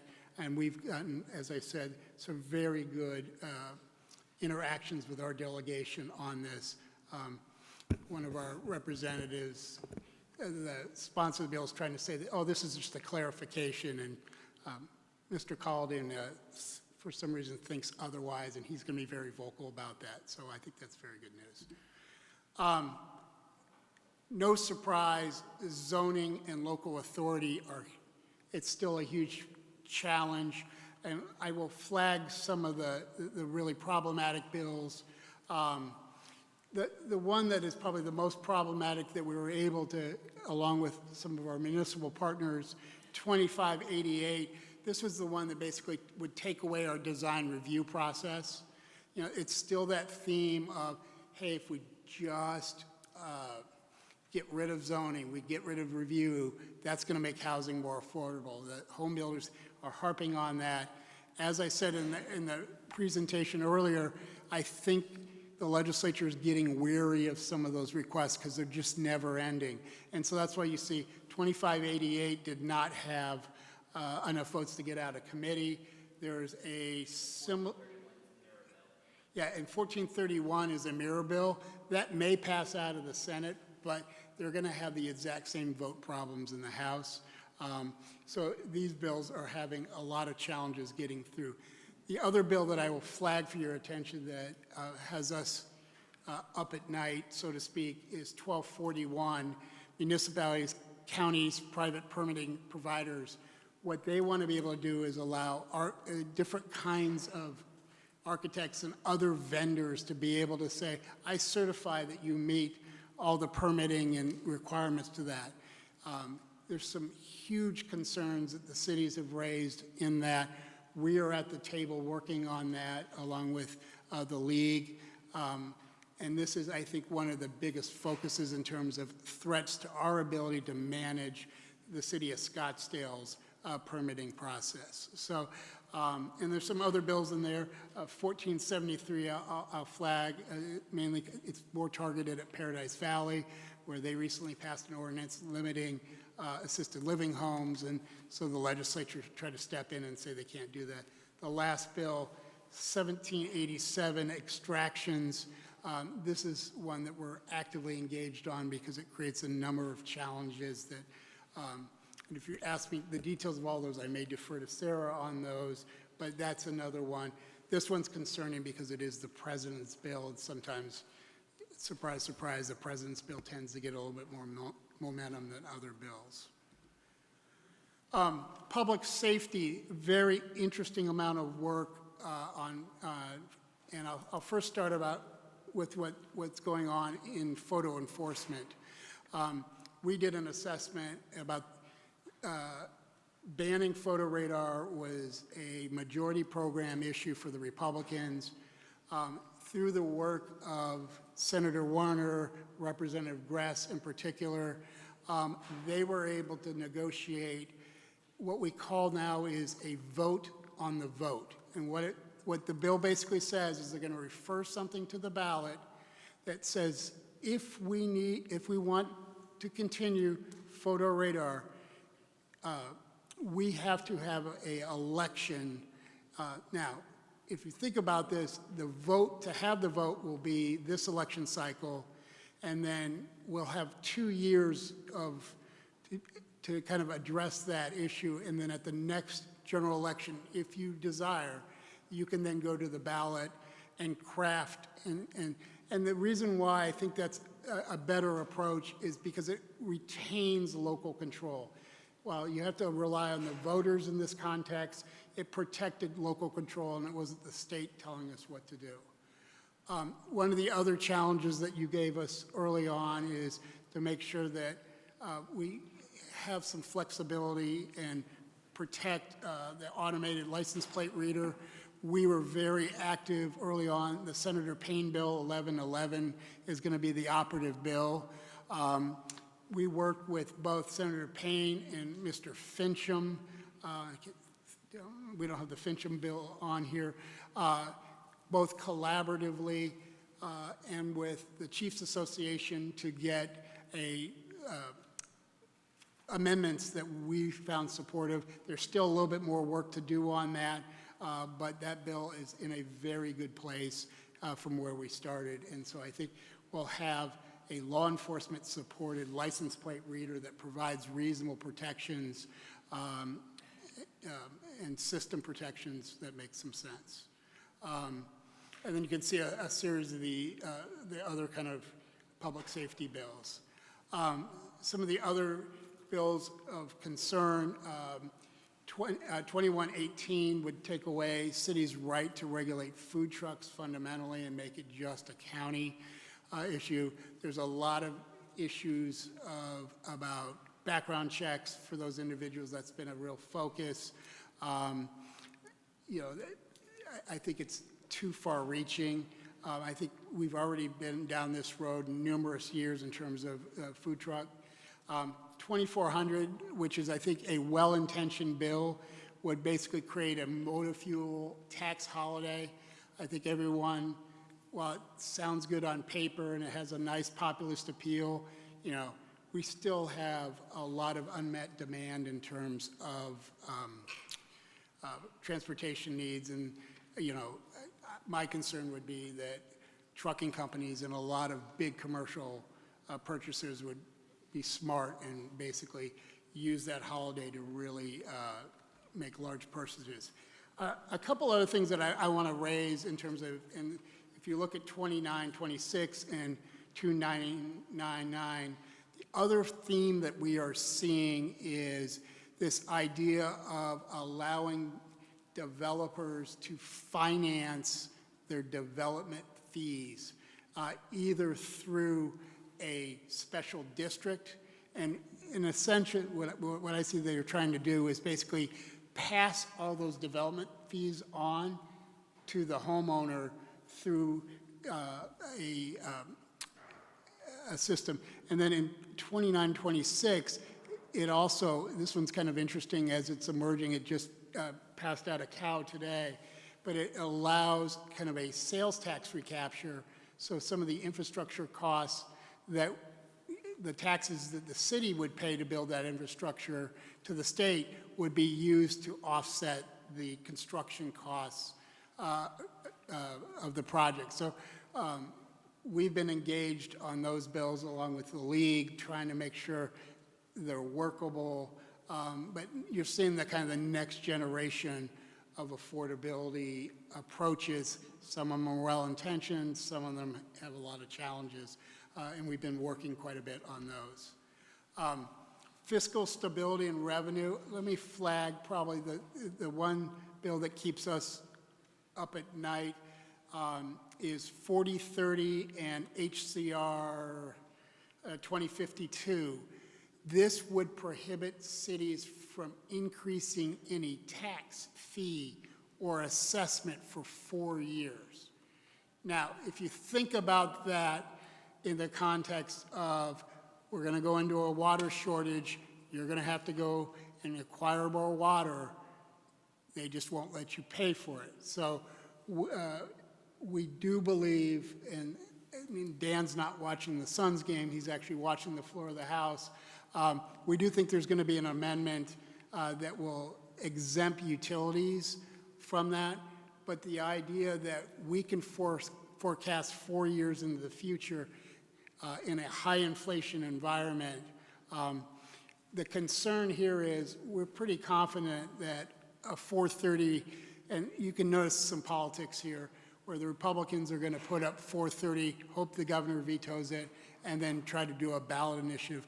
That will be voter protected. It's that ballot initiative that I think we are most concerned about. And so this has been a big focus of a lot of the municipalities. The other one that was, in terms of cost drivers, SB 1504, this is a PRS increasing pension responsibilities that the cities would have to pay. That bill did not pass in committee. It crashed and burned, I think, on a 3 to 10 vote. I mean, it was, and I think there is an appreciation, mainly because of DPS, that the costs of that would be too much. And so those are some of the key things. That's a very high level. There's thousands of bills, and we could be here all night, and I know my contract would not be renewed if I went through all of them. So I'd be happy to take any questions on the legislative activity.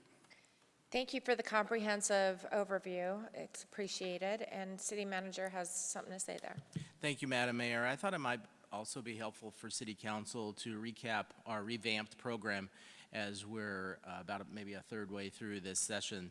As we took the feedback from City Council a year ago and entirely rehauled our efforts. And so let me describe, we have the front of the house here, but a little bit of the behind the scenes support that we provide to Sarah and our external partners. So it's really iterative between Mark and Dan and Sarah and then the department. So just using the example, if it's a public safety bill or a finance bill, we'll work with those respective departments, water bill, to get a technical review of those and provide our feedback. So it's really iterative between Sarah and team and then the departments and getting that and then recognizing which ones are more significant or maybe less significant impact to our operations.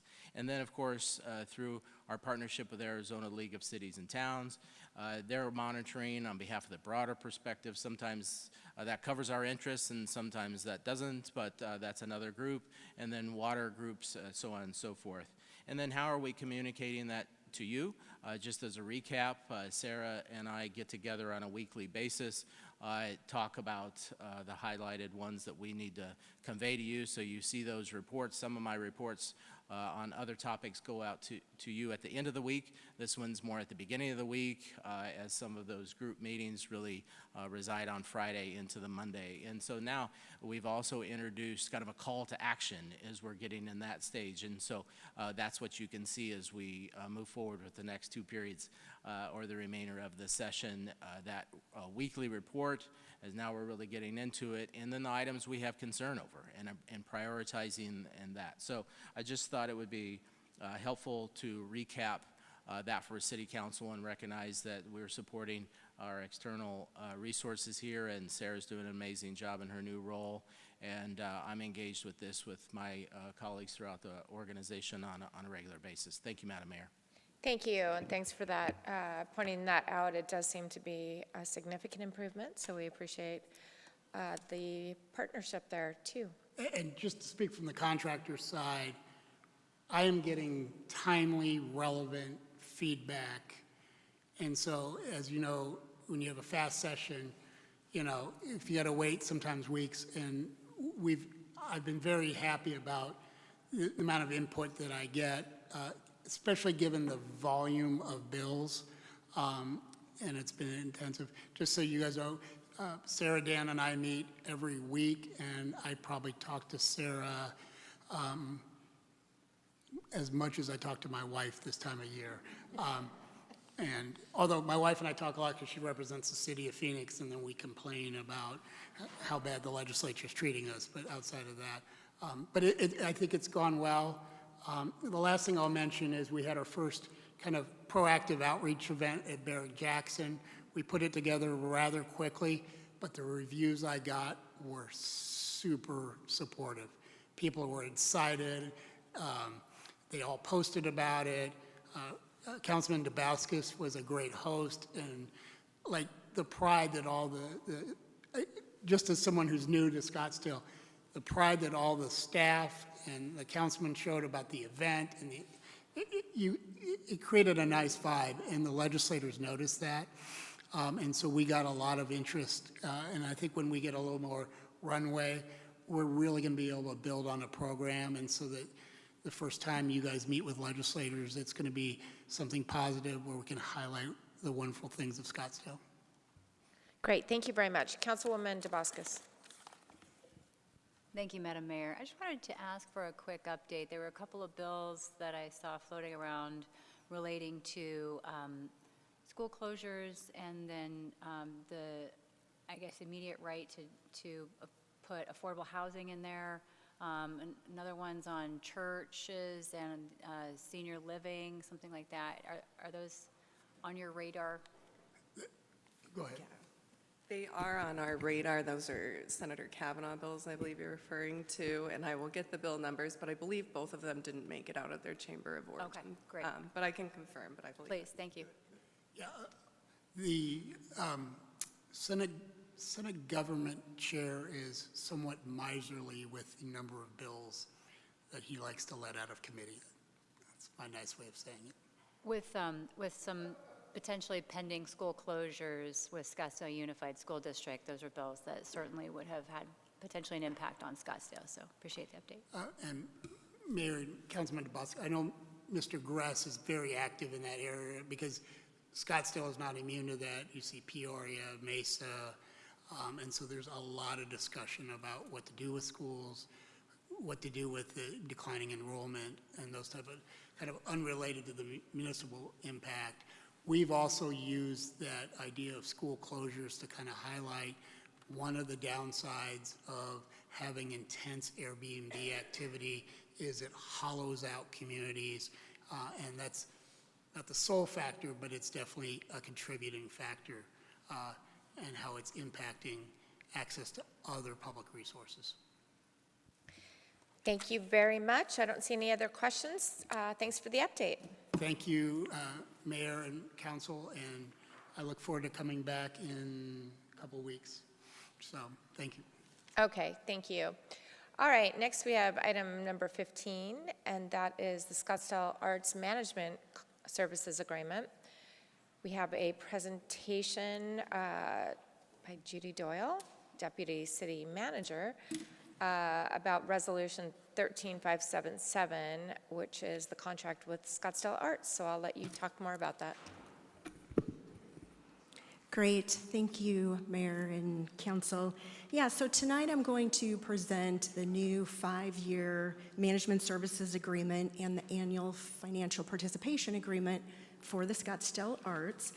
Also here this evening is Dr. Gerd Wustemann, who is the President and CEO of Scottsdale Arts. So should you have any questions specific to Gerd or want to hear any comments from him, he is available. So before I walk through the proposed agreement, I want to take just a moment to provide a little context about Scottsdale Arts and its long-standing partnership with the city. Arts and culture have been a part of Scottsdale's identity for more than 50 years. Since 1987, the city has operated under a public-private partnership model, working with a nonprofit organization now known as Scottsdale Arts to manage and program our arts and cultural facilities. For 4 decades, Scottsdale Arts has been the city's primary partner in operating our cultural venues, overseeing our public art program, delivering destination and community events, and supporting arts education and local arts organizations.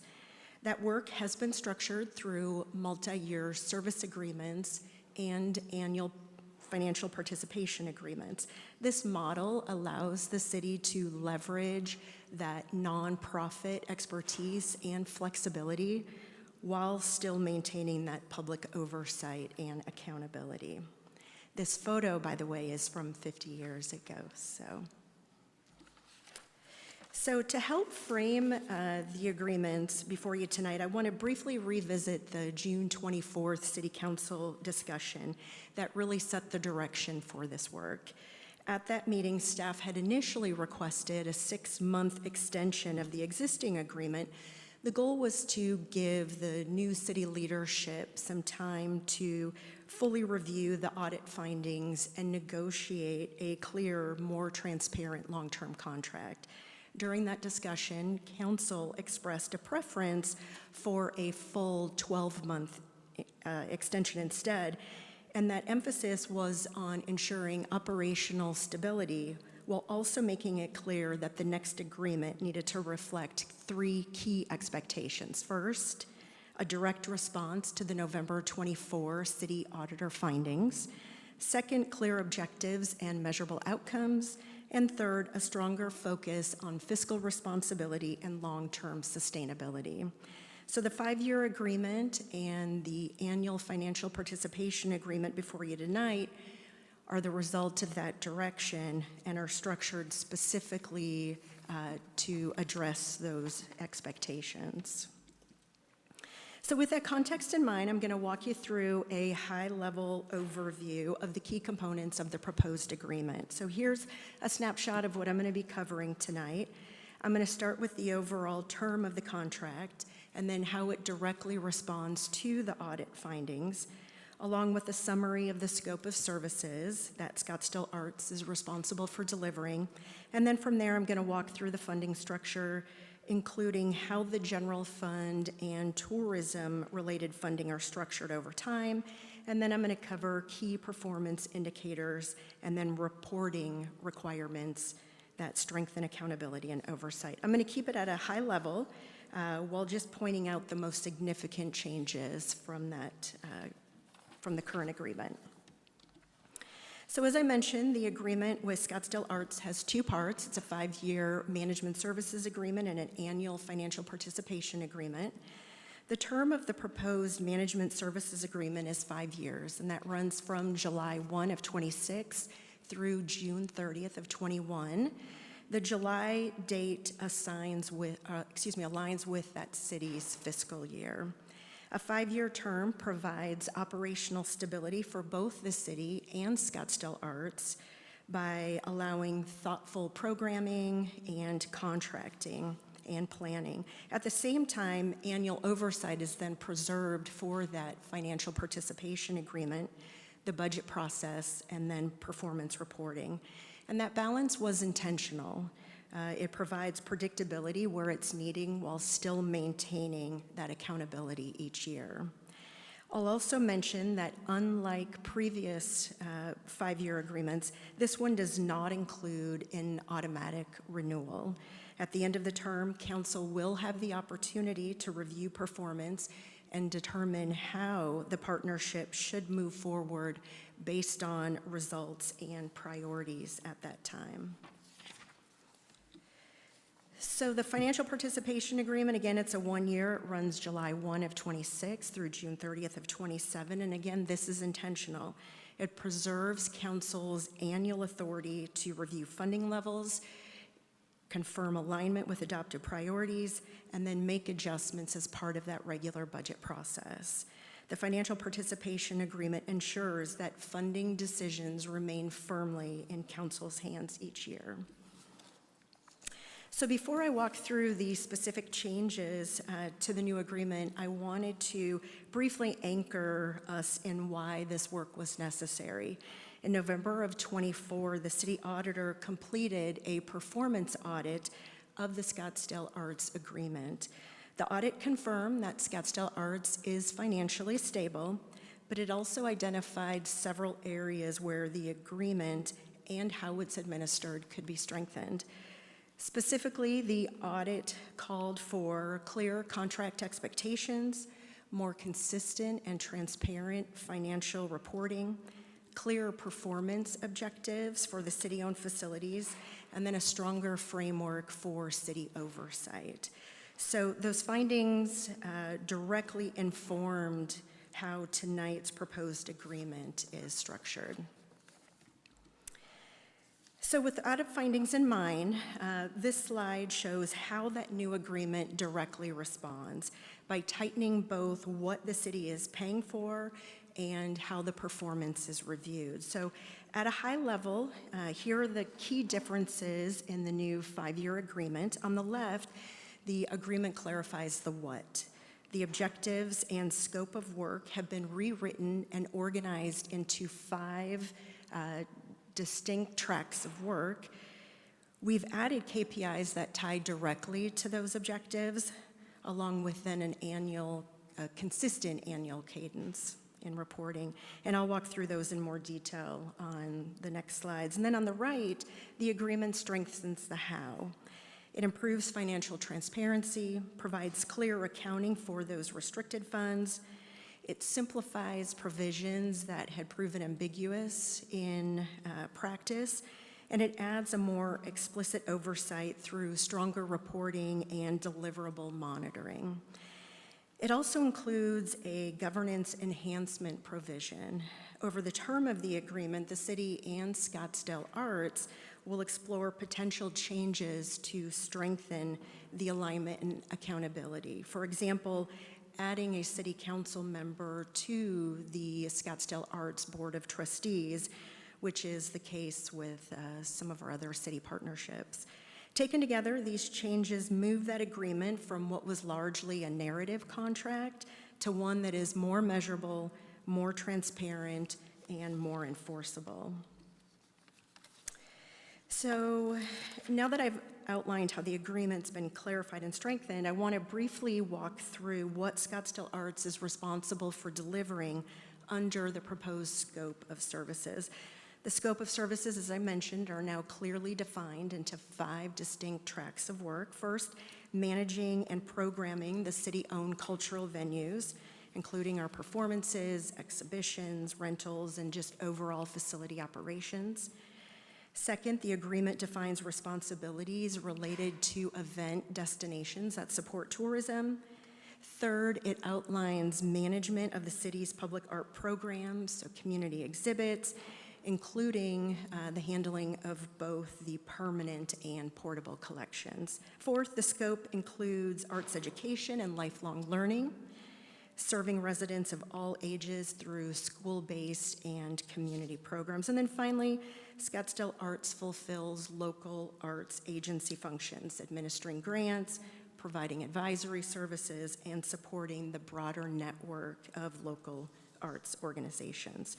So by clearly organizing the work into these 5 areas, the agreement creates a shared understanding, measurable expectations, and then just a stronger foundation for accountability. So this slide summarizes the funding structure for the first year of the new agreement, and then it highlights 3 key policy shifts. So first, beginning in year 2, the agreement establishes an annual increase in cost of business planning assumption to acknowledge typical operating cost pressures. This provides structure for long-term planning, but any application of that 3% is subject to annual council appropriation. There is no increase that's included for fiscal year 26-27. Again, that 3% begins in year 2. Historically, any cost of business increase have been applied only to those key operating categories: the management and administration fee, arts education, public art conservation administration, and then specialty equipment. It's because those are the areas that are directly impacted by things such as raising wages, professional services, et cetera, rather than those program or event funding. Again, and importantly, any application of that 3% adjustment remains fully subject to the annual council appropriation through that financial participation agreement. Second, the agreement also includes a planned reduction in general fund reliance. Specifically, the general fund portion of the management services fee is reduced by $250,000 per year, reaching a $1 million annual reduction by year 4, and then holding at that $1 million year 5. So this approach balances that fiscal responsibility with operational stability, and it provides time for Scottsdale Arts to adjust their earned and non-city revenue. You'll see that the general fund support is clearly separated between unrestricted funding and restricted funding that's dedicated to specific purposes. The separation improves transparency and it ensures that the funds are used for their intended purpose. And then third, the non-general fund side, the agreement continues the $750,000 Tourism Development Fund contribution for the canal convergence, and then for the first time includes an additional $250,000 in tourism development funds for the Dreamy Draw Music Festival or a second destination event. And this aligns those tourism driving events with the appropriate funding source rather than the general fund. So overall, for fiscal year 26-27, the agreement remains flat to fiscal year 25-26 at approximately $6.3 million, while reducing that general fund exposure over time and offsetting it with the destination event funding. In short, the new structure creates clear distinction between funding sources, a defined step down in that general fund use over time, and a targeted investment in our destination events.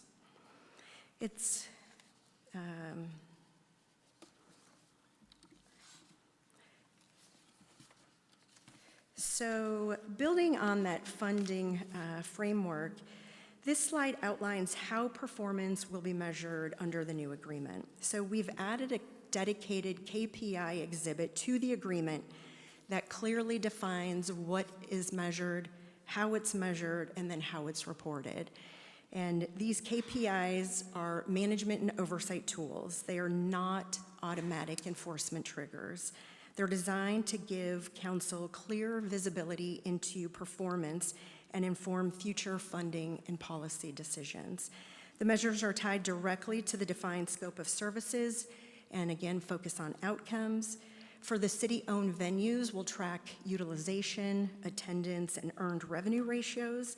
For destination events, we will evaluate based on events delivered, attendance and visitor draw, and non-city funding. Public art will focus on inventory accuracy and conservation. For arts education, we're going to track programs delivered and students served. For local arts agency functions, we will measure progress on the Arts and Cultural Action Plan, partner engagement, and grant administration. The idea is that the first year is going to establish a baseline of audited data, and the agreement allows the city to revise our metrics and targets over those subsequent years. And it's worth noting that the KPIs will be evaluated in context, so recognizing maybe a one-time event, capacity limits, economic conditions, et cetera. Most measures will be reported annually with select event-related metrics reported per event. And if performance consistently falls short, the agreement does allow for corrective action and informs then future financial participation agreements and council decisions. So the overall goal is simple: clear expectations, measurable results, and stronger oversight. In addition to measuring performance through the KPIs, we also added another exhibit to the agreement that clearly outlines the core deliverables and submissions that the city will receive under this agreement. Here are those key deliverables, and they're organized into 3 categories. First, the administrative deliverables, and these include strategic and annual operational plans, annual reports, independent audits, budgets, et cetera. Second are deliverables that are related to public art and collections, including written policies and procedures, long-term conservation planning, and regular reporting on both the museum and the portable collections. And then third, the facilities management deliverables covering operating procedures, rental and fee information, event administration, and then the return of any city-owned assets in the event the agreement were ever terminated. So taking these together, these requirements create a clear and predictable flow of information to the city They strengthen contract administration and directly respond to the audit's recommendations for clearer documentation and stronger accountability. So this evening, we are requesting the adoption of the Management Services Agreement resolution and the Financial Participation Agreement resolution shown here. Together, these actions establish a clear, long-term framework for the partnership while preserving council's annual oversight and authority over the funding. So that concludes the formal presentation, and with that, I'm happy to answer any questions. Thank you, Judy. Let me see. I don't think there's any speakers on this. So I'm going to take some council questions and comments. Councilwoman McCallum. Thank you, Mayor. With that, I would move that we adopt resolution number 13577, authorizing agreement number 2026-012, City of Scottsdale with Scottsdale Arts Management Services Agreement for advisory and management services regarding the city's arts and cultural programs for the period from July 1st through 2026, June 30th through 2027. And number 13578, authorizing agreement for number 2026-03, COS with Scottsdale Arts for FY 2026-27 in the amount of $6,297,114 to be allocated for the activities consistent with Management Services Agreement 2026-012 COS for the period of July 1st through 2026 to June 30th, 2027. I'll second that, and may I speak to my second? Of course. Yeah, as a audit committee member, I'm very pleased with the changes. Our audit department is a collaborative effort, and this is demonstrating that. So thank you. Councilwoman DeBoscus. Thank you, Madam Mayor. Congratulations to Scottsdale Arts on 50 years. It's very exciting. It's been fun to celebrate this year. Looking forward to the celebration in April.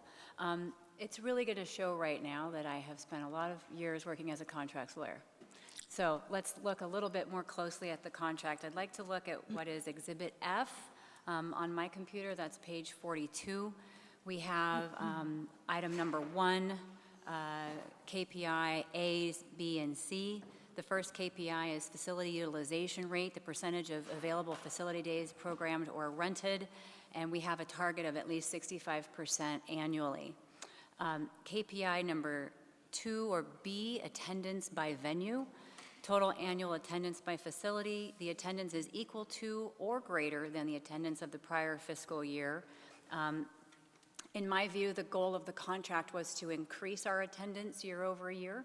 So it seems like it would be more appropriately worded to say attendance is greater than the attendance of the prior year. If 2026, 2027 is the baseline year, then each year we need attendance to go up. But we also need to think about what is this attendance. If we're busing school children in and it's free, then maybe that's not the attendance that we're looking for. So what we might want to put in here is paid attendance is greater than the attendance of the prior fiscal year. C, earned revenue ratio. Right now we have maintain or exceed the prior fiscal year baseline. Again, this is suggesting that we're going along with how we are today is okay. I think our goal here is to increase our success, and so we should read to exceed the prior year fiscal year baseline. So I'm going to make an alternate motion, and that would be to, it's going to be a couple of things, but first one is going to be this management and programming of cultural events, KPI B, paid attendance is greater than the attendance of the prior fiscal year, and C, exceed the prior fiscal year baseline. Second. I'll have an alternate motion also related to the item for the council participation. Since this is a different type of agreement that we've had in the past, I do think that it's quite important that we have a council member that participates on the board. So under section 9.2, governance enhancement, we talk about the opportunity to consider a council member on the Scottsdale Board of Trustees. As you mentioned, Judy, we have several boards where we have either council members or members of the city staff who participate on the boards. So with these KPIs and the financial conditions, I think it's important that we do that. So I'm going to make the alternate motion that this section read that it shall include the addition of a member of Scottsdale City Council to the Scottsdale Board of Trustees. The member will be selected by a majority of the Scottsdale City Council. Second. Second. And then my third item is related to the term. And so I noticed, and you mentioned that we do have a 5-year term on this contract. With all of these new changes, I think it's important that we take a look at this contract a little bit more frequently than what we have in the past to make sure that we're all just staying on track. So I'm going to make the alternate motion that instead of a 5-year term, that we look for a 3-year term with 2 one-year extensions, meaning that at the end of 3 years, we'll come back, we'll talk through, how is this going? Is it going well? Is this what we're looking for? And if we're pleased with it, which I hope we very much are, especially if we have someone on the board, we're checking in regularly, then we will be happy to extend it for another year and then up to another year. So it could be a total of 5 years. So a 3-year term with 2 possible 1-year additions. Second. That's my alternate motion. First, I'm going to take city attorney. Mayor and members of the council, if I could request, Councilwoman DeVasquez, if you add to your motion that you authorize the city manager and city attorney to make any necessary conforming changes to the contracts consistent with your motion. Absolutely. Yes, thank you. Councilwoman Whitehead. Second. Thank you, Mayor. So while I support some of these ideas, I strongly oppose 3 of them. When Scottsdale Arts isn't just a financial operation, it's an arts operation. And arts is about education, about immersion, about public welfare. So I don't value a paid customer any different than I value a child who's getting to go to the museum for free. So I strongly oppose that change because what we're trying to build is lifelong learners, lifelong appreciation of art. So strongly oppose that. I have a question for city manager, city attorney. Traditionally, every single committee that we have, that the members of this council serve on, is appointed by the mayor. So this seems like a huge departure from what has worked well for as long as we've had a mayor, as far as I know. Is it correct? Are there any committees that the city council majority appoints a member versus the mayor?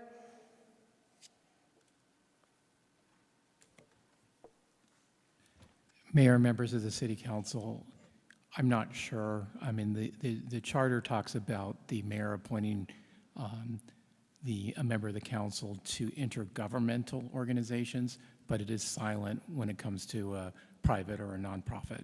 So I don't know. Yeah, it just seems like not really getting us anywhere to do that. I would encourage my colleague to take that out. Again, let's stick with some tradition. Scottsdale's a 75-year success story. Why make arbitrary changes? 5-year term for the contract. Listen, I was on the audit committee. I've been working with SCIRD and Scottsdale Arts for 8 years. In the arts world, planning events, 5 years is almost like tomorrow. So I would also encourage that. Just leave the 5 years. This is an organization that is thriving. It is delivering beyond expectations from 8 years ago. And I just think we're adding bureaucracy.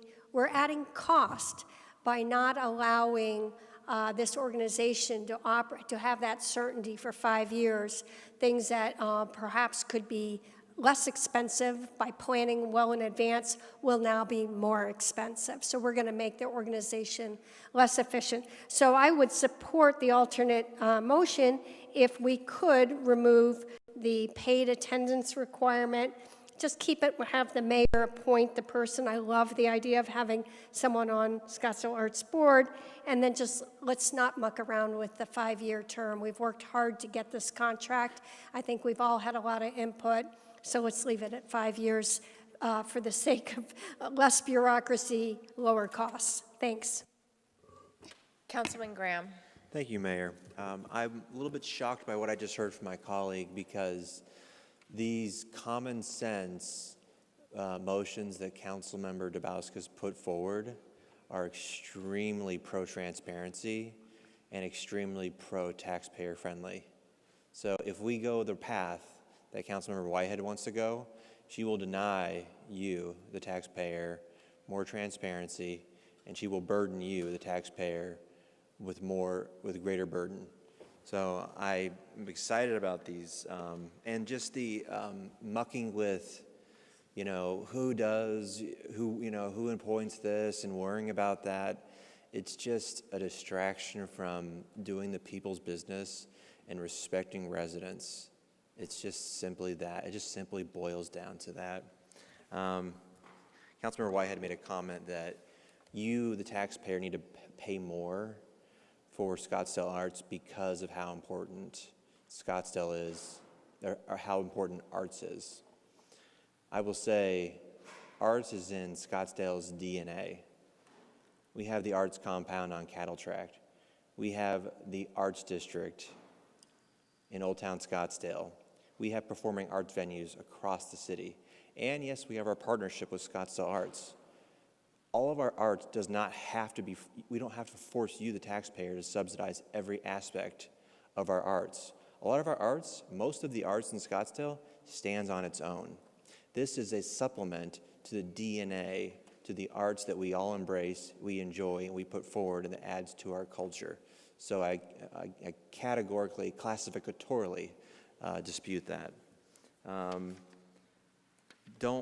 When Councilmember Whitehead says she doesn't care whether the people entering the arts facilities are paid or unpaid, taxpayers care.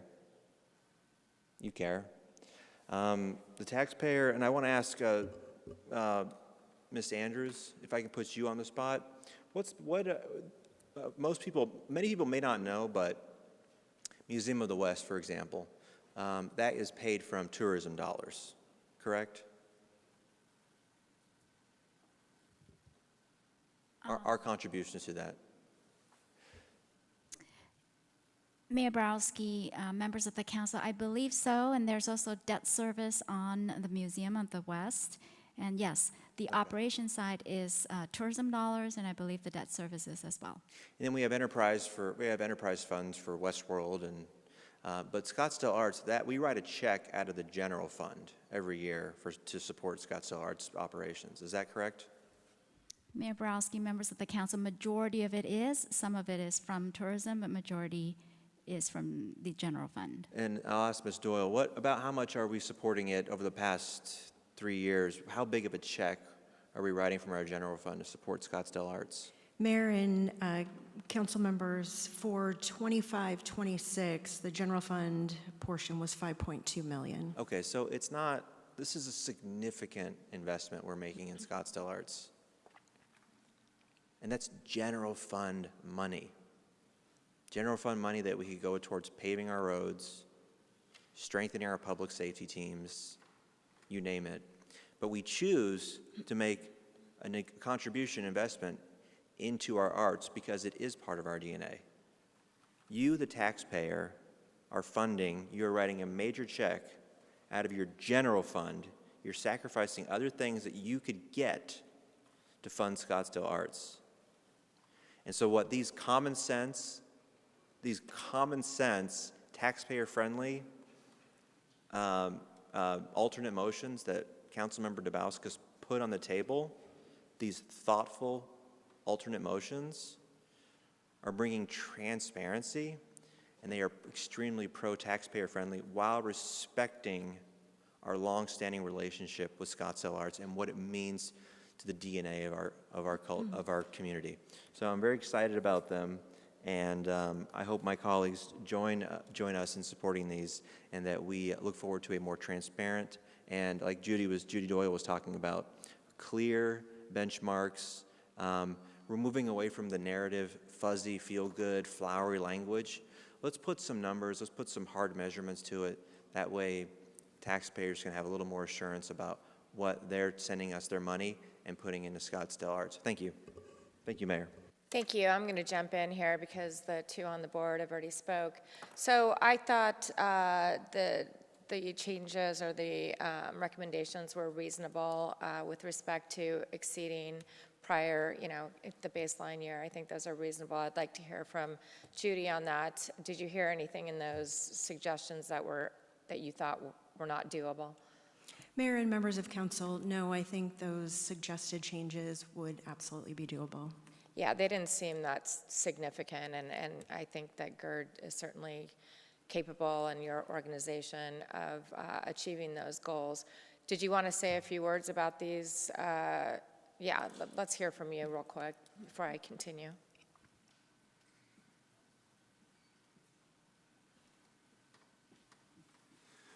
Well, good evening, Madam Mayor, Vice Mayor Crossman, council members. Thank you so much for giving me a quick opportunity to speak.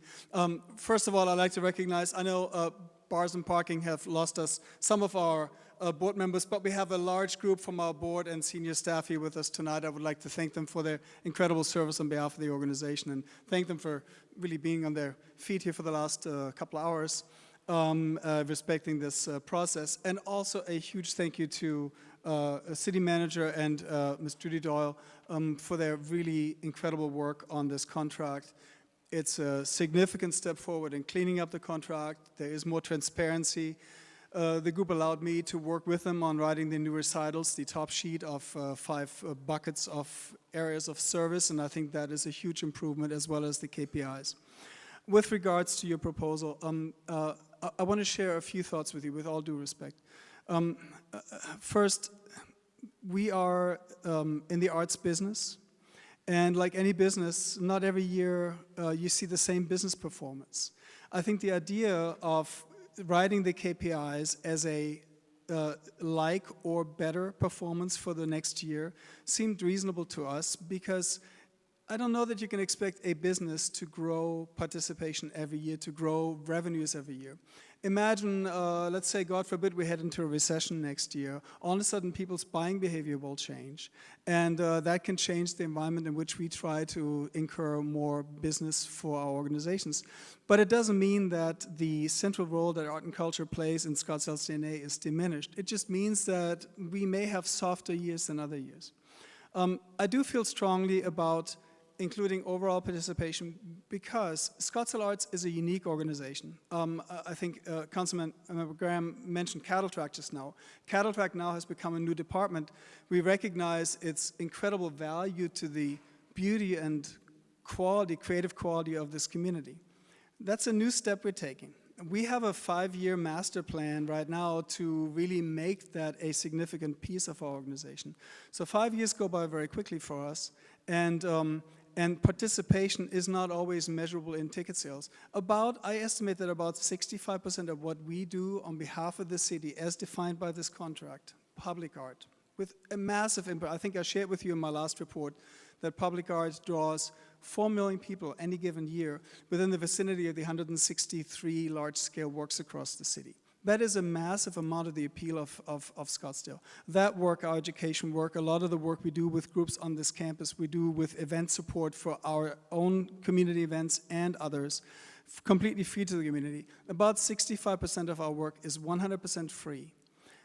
I think it's only fair that we get to take some credit for increasing those numbers year over year as well, not just the paid participation. So I do think it's worth at least having a serious conversation about that piece.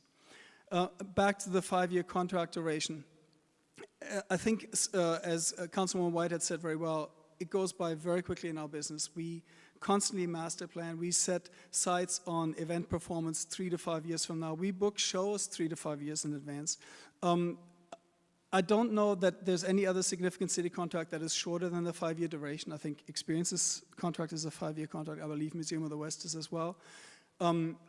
Scottsdale Arts used to have a 10-year contract with the city until the last contract was done. This is actually already reflective of the desire for the city to have shorter time periods of control. So I would encourage you to really think about that particular disposition. The last thing I want to say is transparency. We love the challenge of stronger KPIs, of a much more transparent contract. We love the challenge of delivering for you. We recognize that our taxpayers, our citizens, our residents work very hard for the money, and we are very, very both frugal and fiscally responsible in that expenditure. We do think we very much earn every penny of what is expended because we provide exceptional services. And if you look at our peer organizations, Mesa, Tempe, Chandler, all fully city-funded through a citywide tax, we provide services for 50 cents on the dollar, and I'm very, very proud of that with my organization. I really believe in that piece. And I think that's the strength of this private-public partnership. So I'd like to encourage you to think about those KPI pieces. I'd like to invite you to really think about the 5-year duration. I think it is what makes this contract strong and is the foundation of this incredibly positive and responsible partnership. And I completely respect the idea of having a council member join our board. We have discussed this with our board. We've asked to have the language included that finally made its way into this contract, mainly because we will have to do some significant governance changes to our way our organization is governed currently. We have to redefine our bylaws, and that takes a little while for an organization of our size and scope to bring completely in line. So we wanted to simply express that I think as the contract reads, we make a really strong good faith effort in negotiating this with the city over the course of this next year, so that we're really prepared and ready and not overstep any boundaries or get crosswise with our 501c3 status in implementing that particular piece. I can tell you that between ourselves, City Manager Caton, who I can't tell you how thankful I have been for you to really wanting to take the time to get under the hood and redefine this contract with us, and how much we have grown together in this process, I believe. And Judy's work, I think, is really defined by diligence and a call to duty to really make sure that this, how should I put it? Nobody in my role likes to take a haircut. We take a pretty significant haircut, and Lord knows I can ill afford a haircut. And we're completely amenable to that piece because we want to be responsible for our taxpayers. So I'd like to encourage you to consider those items, and I'll pause here and see if you have any other questions. Okay, thank you, Gerd. City Attorney has indicated. Thank you, Mayor and members of the council. Just to make sure that we capture everything appropriately in this alternate motion, I would request that we also be given authority to the city manager and city attorney to make any necessary conforming changes to the two resolutions. Agreed. Thank you.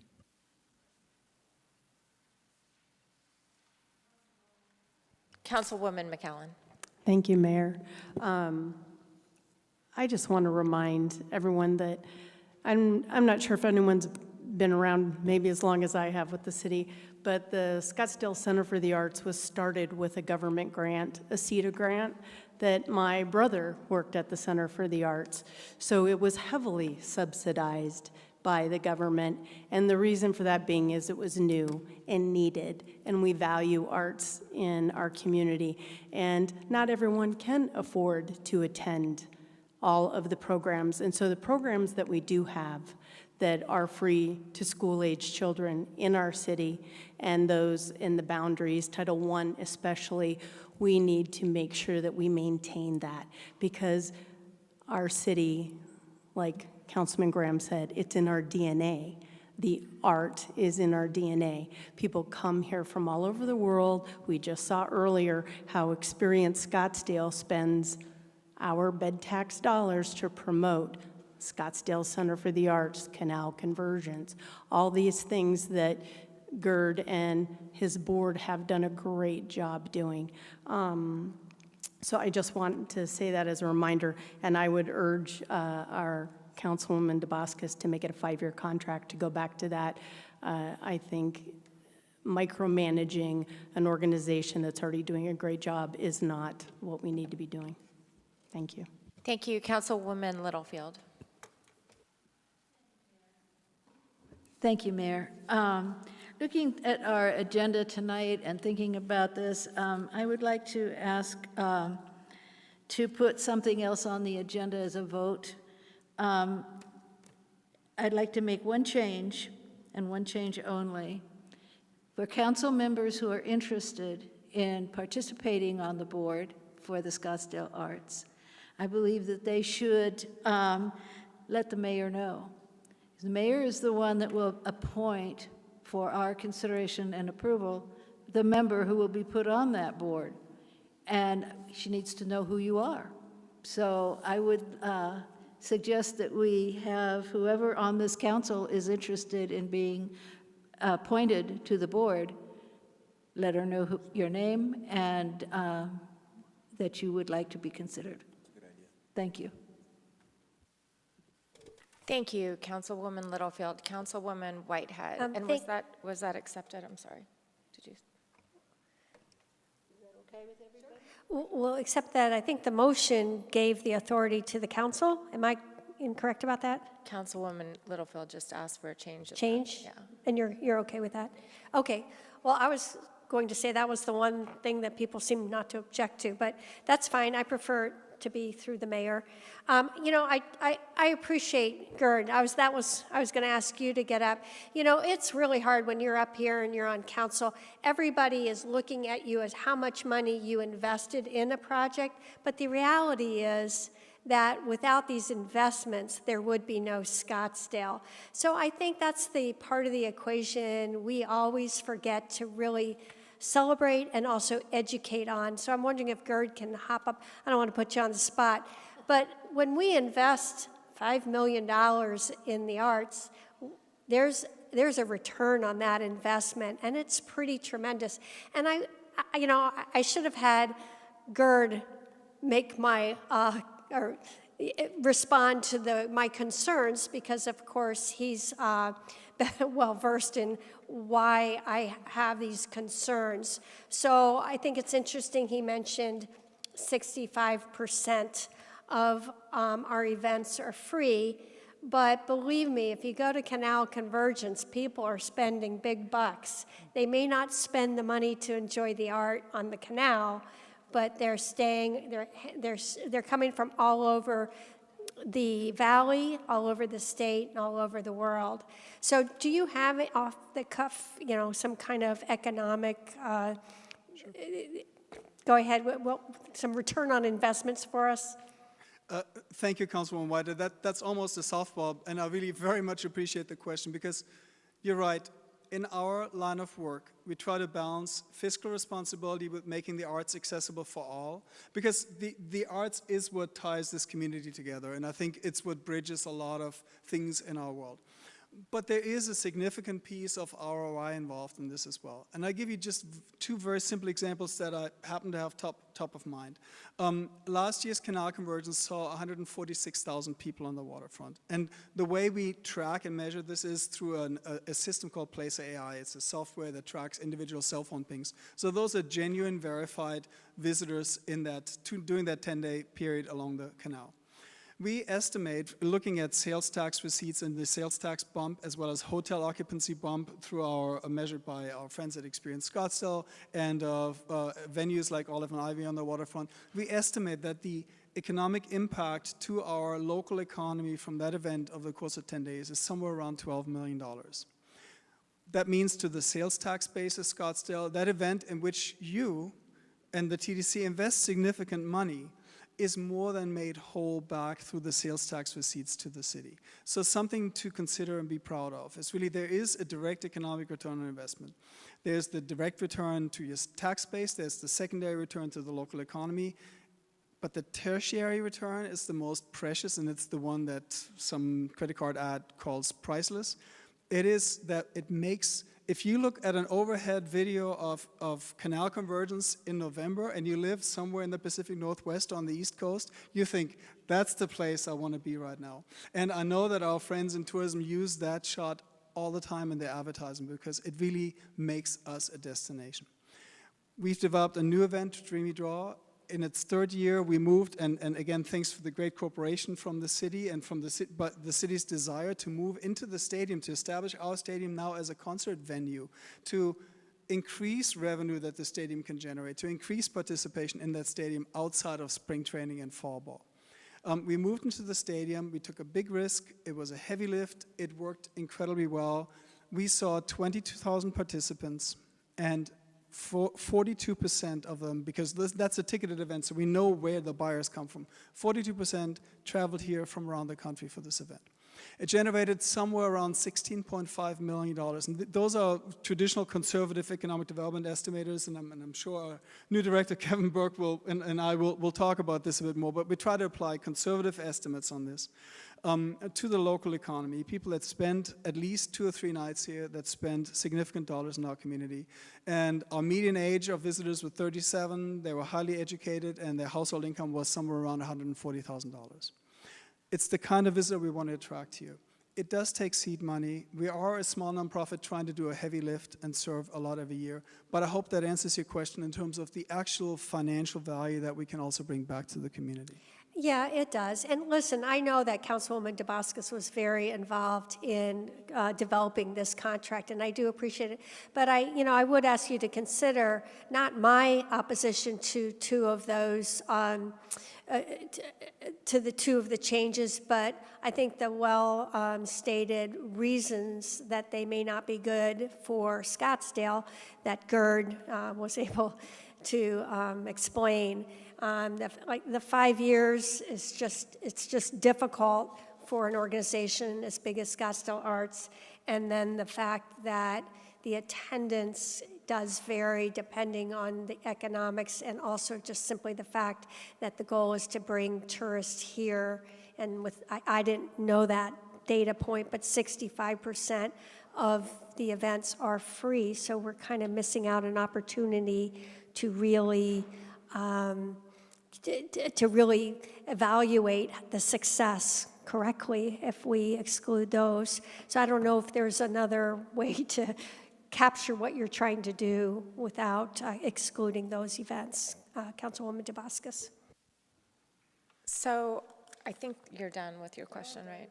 So I'd like to call the question on this. There's an alternate motion on the table. Do you need any clarification about any of those changes? Mayor and member of the council, I think we understand it. Okay. With that, let's vote on this, the alternate. I just have a point of order. I don't know what motions are on the floor right now, and I know I think Councilwoman Littlefield requested to make a friendly amendment to one of Councilmember, but I misunderstood it. I think I misunderstood it, actually. I wanted to get clarity on what it was. So, Mayor and members of the council, this is our understanding of it, or my understanding of it. I think Councilwoman DeBoscus agreed, because I thought I saw her nod her head, but maybe I'm wrong. Councilwoman Littlefield appeared to be making a motion to change how the board member on the Scottsdale Arts organization was selected, meaning how the city council member was selected, where the mayor would appoint the person and the council would confirm the nomination. That's what I think I understood her motion to be. That is correct. And what I may not be 100% clear on was whether it was a friendly amendment, which does not require a vote or not. If it's a friendly amendment, it doesn't require a vote. If it's not, then the council would have to vote to amend the alternative motion to include that. I hope it's friendly. Okay, good. It's friendly. Always friendly. Okay. Excellent. Thank you, and thank you, Mayor. That's my point of order. Thank you. Okay, let's go ahead and take the vote, please. Oh, yeah. Alternate. Okay. Alternate motion. Point of order is, are we voting on a batch of alternate motions? No, that was just one alternate motion that Councilwoman DeBoscus made. Yes, you're voting on one single alternate motion. It was the original alternate motion made by Councilwoman Vasquez as modified through a friendly, or amended through a friendly amendment by Councilwoman Littlefield. Okay. All right. Just for clarity, just a point of order, she made several alternate motions. Many points in one motion. Okay, but she made the motion, and I seconded more than one motion. So mechanically, Maybe you didn't need to, We're treating it as a single motion with various parts. Okay, so this is the denouement of what happened. Everything. Thank you. With that, let's take a vote on the alternate motions.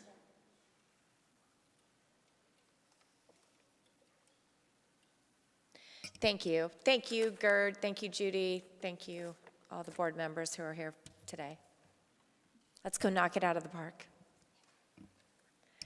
All right, moving right along. Now we have public comment, which is reserved for Scottsdale citizens, business owners, and/or property owners to comment on non-agendized items that are within the council's jurisdiction.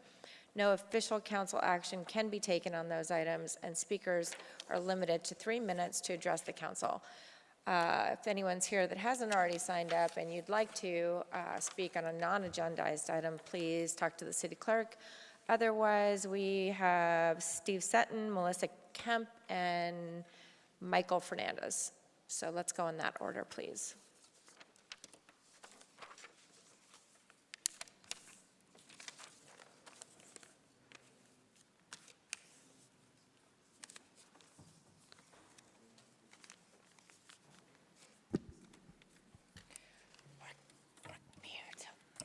Steve Sutton, address on record. Good evening, Honorable Lisa Borowski, Mayor of Scottsdale, and other council members.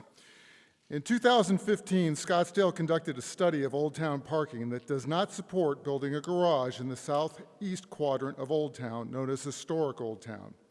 In November of 2019, voters approved bond election question 2 to provide infrastructure funding that does not require building a garage in Historic Old Town.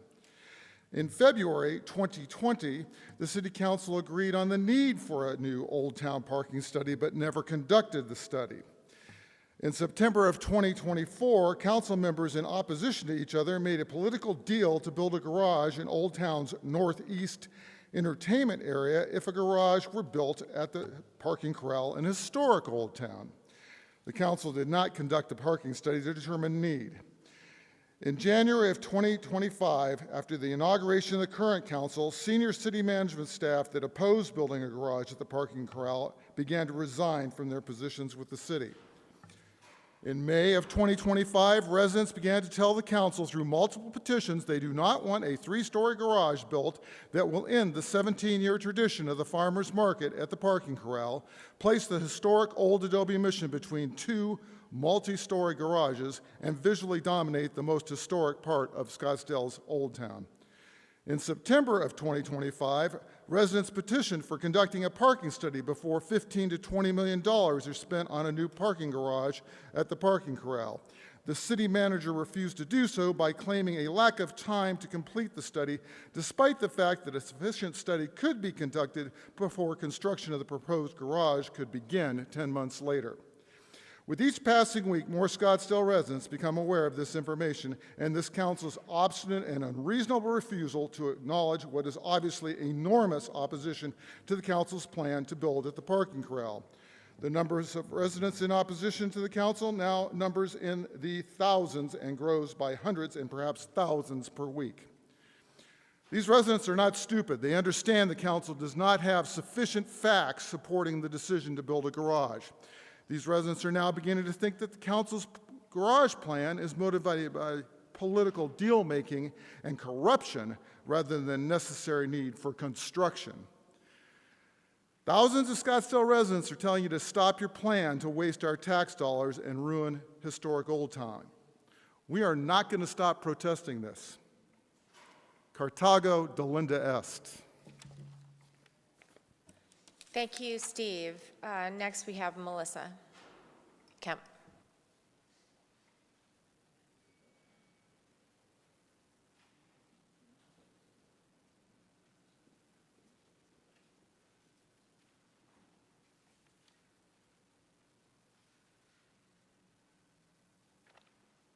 Can I see if that'll work?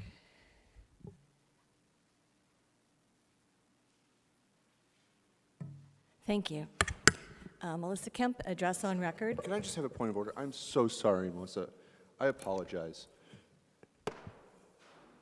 Mr. Attorney, you had, I'm sorry, but Mr. Sutton's last words were threatening. I'm asking for an inquiry because it just, you cannot allow, in whatever language it is, but Carthage must be destroyed is an extremely scary statement to be made in this time of political violence. It is not acceptable, and at some point, somebody's going to get hurt. And I don't know what this council has to do stop this while respecting and cherishing and preserving First Amendment rights, but from language in German that did not start until there were Jewish members on the council to Carthage must be destroyed. Guess what, ladies and gentlemen? We're Carthage. The members of this body are Carthage. And we have got to do something. And I don't know what it is, but we have to set up new rules to be able to protect members of this council before somebody does something extremely radical. I apologize to the new speaker, and you deserve better than that, but I had to say something.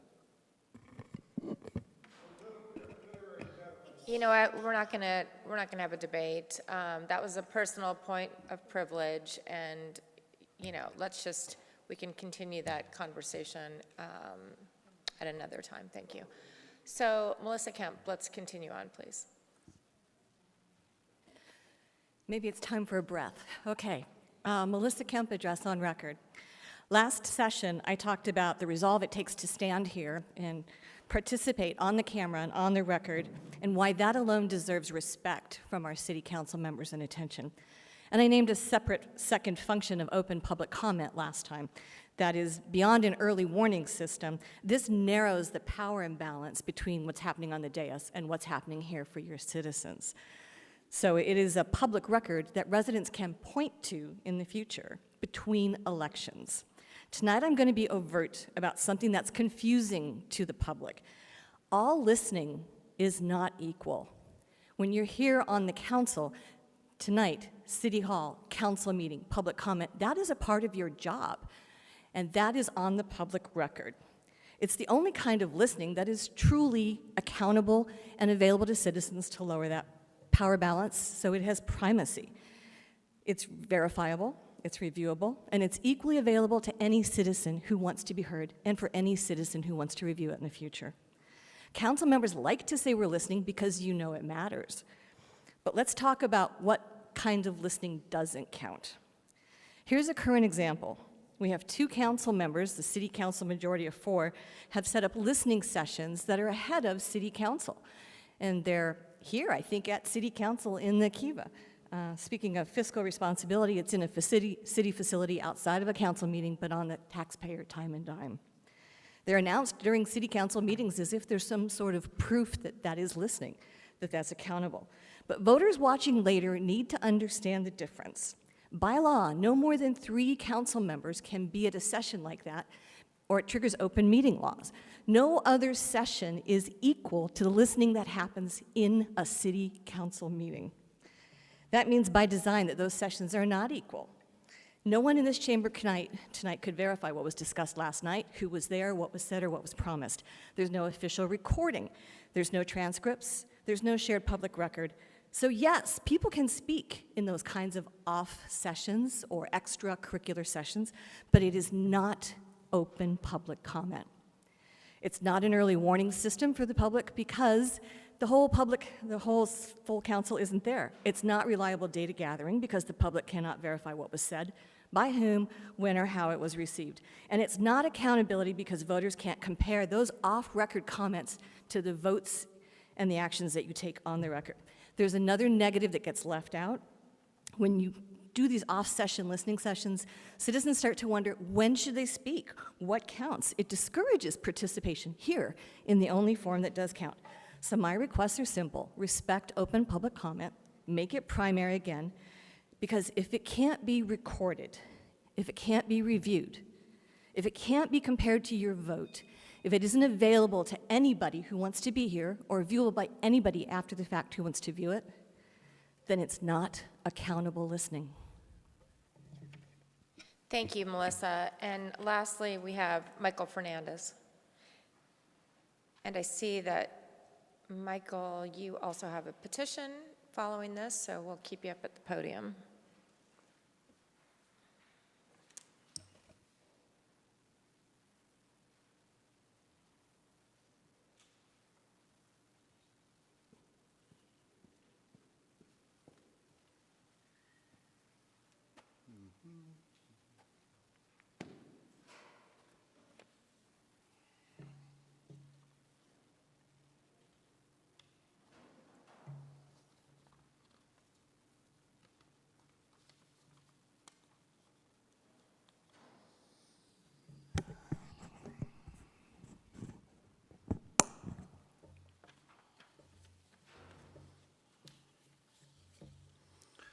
Michael Fernandez, address on record.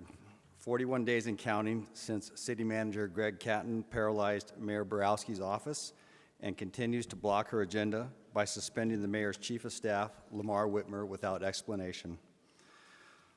Commissar Catton has extended the suspension for another 2 weeks. Again, no reason given, no justification, no explanation provided to Mr. Whitmer, the mayor, and the public. This is an unprecedented breach of American due process and a deliberate insult to her office and those who voted for her. This unprecedented breach of American due process is more like something out of the former Soviet Union. Simply put, show me the man and I'll show you the violation. The mayor has been forced to operate with only a skeleton staff. This isn't an accident. It's a deliberate obstruction of Mayor Borowski's agenda to involve residents and stakeholders in city affairs. This is part of a deliberate effort. Mr. Catton has repeatedly instructed city staff not to work with the mayor, making her an outcast in her own administration. The suspension of her chief of staff is simply the most brazen escalation yet. Even more disturbing, based on restrictions in the city's January 14th letter, Mr. Whitmer has essentially been confined to his house during work hours, placed under what amounts to house arrest without being told why. Mr. Catton's broader record is equally troubling. After barely 6 months of residency, Commissar Catton was appointed city manager, and in a Stalinist maneuver, he purged the city's upper management with decades of institutional knowledge. He replaced expertise with fear, turning City Hall into a place where employees are too intimidated to speak up or work with their elected mayor. This isn't how America works. This isn't how Scottsdale became the envy of the Southwest. Commissar Catton's actions are a clear example of Ronald Reagan's axiom: government isn't the solution, it's the problem. The City Council must enact a policy requiring basic American due process. Anyone suspended deserves to know the charges against them, and so does the public, especially when that suspension cripples an elected official's ability to govern. No secret accusations, no silent suspensions, no house confinement without explanation. Just transparency, accountability, and respect for the democratic process. Thank you, Mike. That concludes public comment on non-agendized items, and so public comment is now closed, and we're going to invite you back, Michael Hernandez, because you have the citizens petition, I believe.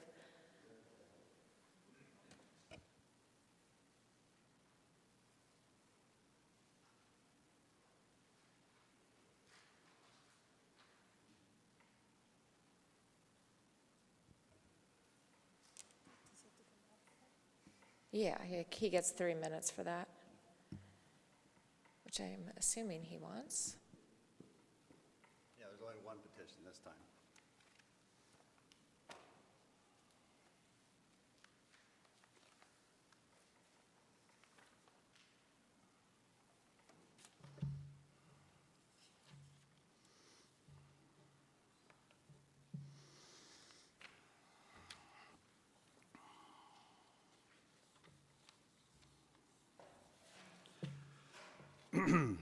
Michael Fernandez, address on record. Back in the 2019 bond election, the voters approved 3 ballot questions to fund $320 million for 168 projects. It was a special election, which according to Councilman Graham, voter turnout is always historically low. So the decision to commit $20 million of our property tax dollars for an unneeded and unwanted Old Town garage was made by a slim margin of voters. Putting 168 projects into 3 ballot questions made it a take-it-all or leave-it proposition. Buried in question 2 on the ballot was the Old Town parking structure, without mentioning that it would be on 3 stories and located across from the old Adobe Mission and Cavalier's blacksmith shop, which were established before Arizona became a state and Scottsdale a place and later a town. Even though only 32% of the voters actually voted, Councilman Graham has repeatedly misled the public, espousing that 70% of the voters demanded the parking garage be across from the old Adobe Mission and Cavalier's blacksmith shop. However, when the county attorney's office was investigating Councilman Graham's, Duboskus, and Quasman's contrived bribery complaint against the mayor over the parking garage, Barry sang a different tune. He admitted that it was not the voters who chose that location across from the Mission, but that it was the city council, including himself. His confession contradicts the BS he's been trying to feed to the public. In voting against scheduling an early Axon referendum election when it would have made a difference, Councilman Graham consistently argued that special elections produce low voter turnout. Could it be that delaying the Axon referendum election until November 2026 would help him and former Councilman Littlefield in their re-election bid? Obviously, when it serves his purpose, Graham claims that special elections don't reflect the true will of the community. But when it comes to the parking garage, suddenly 32% turnout becomes an overwhelming public mandate. Since Graham keeps invoking a voter mandate and insisting the people's voices must be listened to, he should welcome the opportunity to let them speak clearly and definitively in the November 2026 general election before historic Old Town is scarred by Barry's 3-story parking garage. That's why I'm standing before the council today, demanding you put the question of the building a 3-story parking garage across from the historic old Adobe Mission and Cavalier's blacksmith shop on the November 2026 general election ballot, where every voter can have his or her voice be heard. To oppose putting this on the ballot is to admit that this city council would rather hide behind a low turnout election than listen to the voters. Thank you, Mike. All right, like all petitions, we have 3 options in terms of making a motion. Direct the city manager or other responsible charter officer to agendize the petition for further discussion. Direct city manager to investigate the matter and prepare a written response to the council, or take no action. So, do I have anyone that wants to speak on this? Anyone have a motion? Madam Mayor, I move number 3. Second. Councilwoman Whitehead. I have a question for the interim city attorney. I don't think there's a mechanism to put this project on, am I correct? On a ballot? Mayor and members of the council, we believe it's not referable to the voters, but we are in the process of researching that, and we probably shouldn't discuss that further at this time. Yeah, so that's fine. So I think for the reason that you're reviewing it right now, I'm going to oppose the motion on the table, since it sounds like number 2 would be more appropriate. It's all motion. I'll do a alternate motion for number 2, direct the city manager or other responsible charter officer to investigate the matter and prepare a written response to the council. Madam Mayor, I withdraw my motion and will agree with Councilmember Whitehead's alternate motion. I'll third. Excellent. And I'd like to speak to this before we vote. As everyone knows, I'm in favor of not putting the garage at this location. I've been on record since the get-go on that, and I really think this is such a big community issue, no kidding. I mean, people talk to me about it in the most unusual settings, and I hope we can find a way to get this on the ballot. So look forward to that written report. So with that, let's go ahead and take a vote.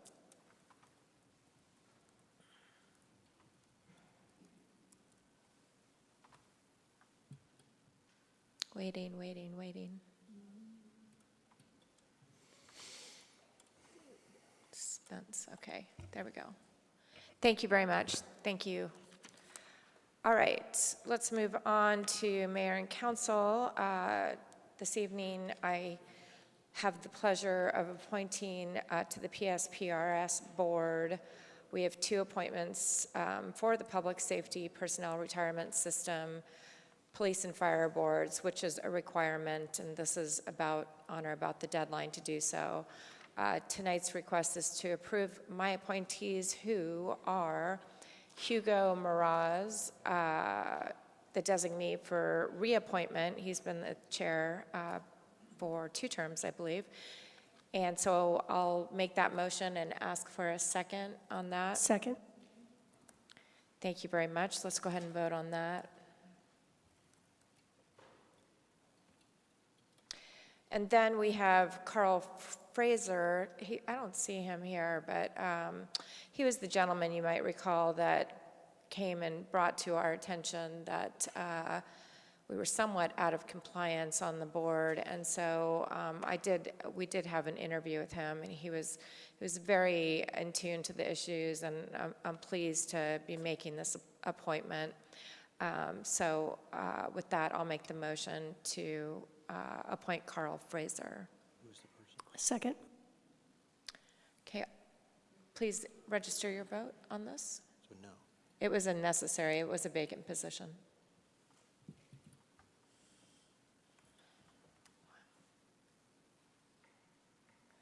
Well, since we're at the deadline, City Attorney, what does this mean? Should we talk about this later? Did you have any first before you do that? Did anyone have any questions about this? Because I'm curious about your no vote. Do you oppose Carl Fraser? Do you want to know more about the process? I personally don't know anything about him, so I have a hard time voting for him because I don't know him. I don't know who the other applicants were. So Hugo has been on the board. He's proven himself. I feel good about voting for that. But without having any information, it's just really hard to make a vote. Madam Mayor, I would have said exactly the same thing. I've never interacted with the person before. So for what it's worth, I'd like to have the city attorney go through the process for this, because this is a really unique situation. It's completely new to me too, because during my watch there were, well, I wasn't the mayor when I was on the council, obviously, but this is a unique board that is statutorily required that the mayor of every municipality make the appointment and conduct the interviews. So this isn't something, some outlier where we just decided to take it unilaterally. But can you talk to us about that before? Because I think it's important for the council to know this. And I'm sorry we didn't have a presentation about this. I think it's a good question. Mayor, the process is that the clerk's office gets applications. We forward them to your office for consideration, and then that portion of the process is really up to you, related to interviewing the applicants. And we did forward you 2 applicants for the citizen member position, and my understanding is you interviewed them both, and then you make a recommendation to the council, and then the council has approves or denies that recommendation. Thank you. And to confirm, that's state statute, that process. That appointment process is state statutorily required. The process is state statutorily required in the sense that the mayor nominates someone and the council either approves or not. So it's different than our normal process. I think maybe what the question is that either this nominee could be reconsidered at the next council meeting or alternative nominees, depending on who you want to move forward again, Mayor. So I don't think alternative makes sense. I mean, maybe there's a procedure for those that would want to, maybe how about this? How about we cancel the vote? I'll move to continue this to the next regularly scheduled agenda. And that way, the council members that wish to connect with both of the candidates can do so. Having voted on the winning side, I'll move to reconsider the vote so we could properly do exactly that. I think that's a fair compromise. So I'll move to reconsider. Second. Mayor, just our next. Reconsider. You have to because the vote has already occurred. Because I voted in the affirmative, in the winning side, I can move to reconsider the vote. So now the vote would be up for reconsideration, and therefore it can be then moved to continue on. Right. So I will also move to continue. I'll move to move to reconsider. We could vote to reconsider, and then I'll move to continue. And Mayor, I just want to clarify. Our next meeting is next week. Yeah, I think that's sufficient. It's 2 people. Are you going to do both of them? We'll schedule that, or Ben Lane can schedule that, yeah. Okay, let's vote. Yeah.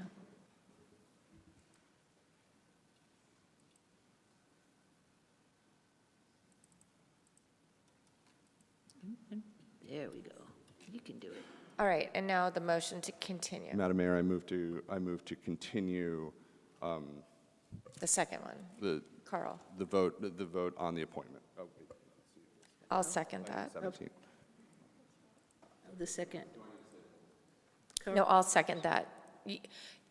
The motion, just to confirm, is to continue the appointment of Carl Fraser for the PSPRS until the next council meeting, which is March 3rd, I believe. All right, all those, please indicate your vote, actually. All right, thank you. Mayor? Yeah, yes, Councilwoman Littlefield. Could I ask that you send to us some sort of bio? Yeah, so absolutely. that we know who he is and what his background is and his qualifications? Absolutely. And, I regret not doing that already because it's a curious way that we do this. Yeah, and again, really it's pursuant to state statute, so we really don't have a choice. So, and candidly, that isn't part of the process to have all of us interview, but I don't see any reason why that wouldn't be, a good idea. So that works out great. Moving right along, let's move on to the work study session, and I'll pass around the bios, and Ben can, with me. All right. Work study session provides a less formal setting for the council and the mayor to discuss specific topics with city staff and the opportunity for staff to receive direction from the council in this public forum. So the first one we have tonight is the Westworld Strategic Plan.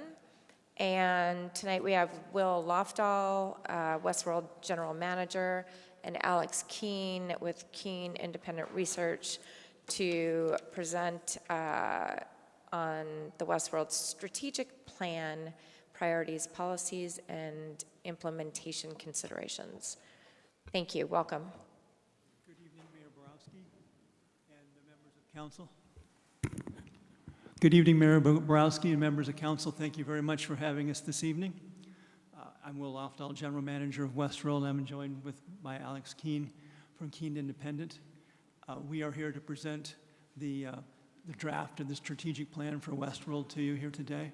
I've been at Westworld for almost a year and a half now, and we've been in the limelight more often than we should have, in my opinion, and not necessarily for good reasons. And I would suggest that one of the main reasons that we have been in that limelight is we haven't had a strategic plan.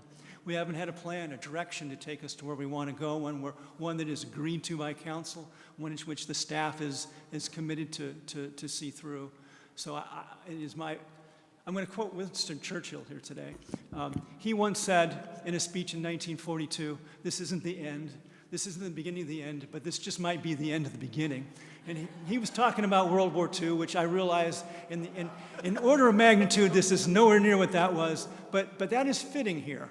For I sincerely believe that if we plot a direction going forward, that Westworld will be everything everybody wants it to be. I realize I live in a fool's paradise, but nonetheless, that's what I am.